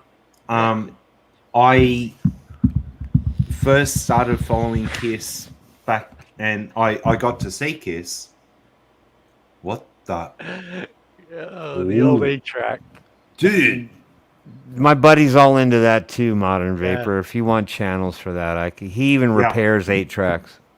Oh, analog for the win. Thank Yep. you. Yeah. No, hands down. I don't care what digital can do. Analog for the win. Oh, it's amazing how that stuff is making a comeback. But I noticed that the comeback of a lot of that stuff seems to be on the higher end. There's nothing in the middle or lower end as far as preamplifiers, all this stuff that's kind of making its way back, the tube stuff, headphone amplifiers, MP3 converters, all that stuff seems to be on the higher end. So it's not like say the guy that wants to get into it is going to be spending some fucking money. It's not cheap. It doesn't seem like there's that middle market. Like your typical TV, your low end, your middle end, your high end TV. But that audio market seems to be, if you want to dabble in vinyl and reel to reel stuff, you're paying money for that. Oh, shit. fuck. Reel to reel? Yeah. Like old school Yeah. Akai stuff and very early like Tascam, which was now you're talking my world. And how we used to record like from complete analog synths and shit like this when we were creating tunes. What? Just Oh. carry on your conversation. We're talking about other stuff here, boys. different. Yeah, Yeah. ammo. Ammo. Yeah. Y'all just fuck off. Yeah, I just saw my buddy. His dad had passed away, and he had there's not very many basements here in Modesto, but it's an older house that had a basement. Yeah. And he had the old dude. When I saw it, I just started laughing. But remember the old video discs? Oh my god. Yeah, JVC Yeah, brought that out. Worked. It still Yeah. worked. And they were like 12 inches. It was a video disc that looked like a fucking a record. that look like a record. Yeah, and you I put remember it that shit. before the CD. Wow. He's still got it and it works. It still works. He goes, "What do I do with this, John?" I go, "Dude, somebody put that fucker on eBay. Somebody's gonna buy it from you." Oh, eBay? Oh no, I there's private groups on Facebook for that type of stuff. But vinyl, I still love vinyl. Yeah. Always have, always will. And if I could go back to DJing vinyl, 100%, I would instead of digital. That whole market is just because I kind of dabbled and looked around into that market, and I realized I'm priced out of it. There's just Right. I'm So priced out. can we start a GoFundMe for me. this channel? No, for this channel. So I actually need one turntable. It's called a Riga Planer 2. Right. I need that turntable, right? Just so I can listen to tunes at home. And Tim knows exactly what I'm fucking talking about. I already know where this is going. and we all need valve amps. Can anyone hook us up with valve amps? That's hilarious. Analog heaven, bitches. Yeah. Yeah, laser discs, man. There was those things. It was a record at first. He was pretty stoked because I think he had 10 movies on the disc. He had 10 still. What? That had. I don't remember the movie. When did you see this dude last? A couple weeks ago. Yeah, a couple weeks ago. Find out which movies they are, because if he has one movie, I know it was released on disc, I want it. Okay. If he has the original Alien on disc, I just want that. Yeah, Alien. I'll pay anything. I'll ask him. Hopefully he still has it. He was thinking about doing it's the higher end of not being called a garage sale. They call it an estate sale. Try to make it more fancier. I should just call it a fucking garage sale. That's what it is, dude. Dude, if he actually has an original copy, 25 millimeter single RCA. Oh, for flavor. Daryl, the Sardo's RTA. No. The only one that is close to 25, it'd be Bogan's new one. Bogan. The updated version of the Blotto? The Yeah. Anakin. Yeah, no, but it's a Blotto, but it's a 23 millimeter single coil. And it's 3.5 mil, and Oh yeah, I think Phil's is 24. You're right. Yeah, I think it's 24. Yeah, but this one's 23.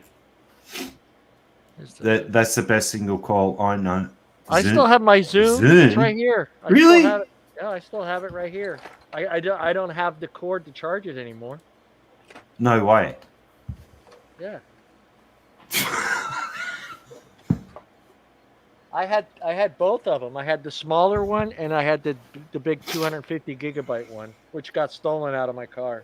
Tim, you look really bored. Are you okay? I'm gonna have to boogie here soon because I gotta wake up with the friggin' cows.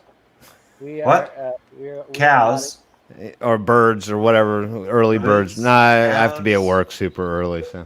Really? You shouldn't have any cows where you live, Tim. I don't. Would be weird. Yeah. No, just the two laying on the floor. That's where right we here. live. Me and Tom live. That's where all the cows are. It's a euphemism. It's a saying. I do have cows in my neighborhood, by the way. Just around the corner. I got pigs, chickens, and cows. Paul, here you go. Original Zoom. I'll give you a mailing address for that. I just need the plug. I'm sure I can find the plug for it. To charge it back up. But yeah, it still works. I know that. Some jerky. Wow. I should make some jerky. Who's got jerky? What? Modern Vapor wants us to send him some. Yeah. Send him what? Jerky. Jerky. Oh, jerky. Pay attention, Yep. old man. Damn. He's too busy digging in desk He's looking drawers up right old now. shit. Yep. Right? Pocket jerky. Yep. Yeah, that too. There you Original go. iPhone. Original iPhone. There you go. Good night, Leanna. Good night, All right, Leanna. guys. Good night, We are Modern Vapor. Good we're night, outta Luke. here. Good night, Daniel. Good night, Daryl. Good night, Curtis. Our I'll make it Span- easy. Our Night, everybody. Spanish viewers, bonus noches. Our Italian Bonus viewers, noches. bonus note. And Bring us nachos. Bonus Beat. nachos. Hasta Luigi. Good night, Gypsy. Yeah. Pasta All right, and a man. bagel. We are out of here. Thank you, everybody, for tuning in tonight. I want to thank Paul and Nick for jumping in. Thank you, Tim, Brian, and Tom. And we'll catch everybody next Wednesday. Who knows? Who knows? I'm glad to be a guest tonight. Hopefully, I'll be on next week. Maybe thanks if you guys thanks ask for me coming next on the time. show, Brian. Appreciate I you. You're will welcome. not be here next week, so Checks in the mail. Checks in the mail. All right, guys, we're out of here. We'll see everybody next Wednesday at 6 p.m. Later, y'all.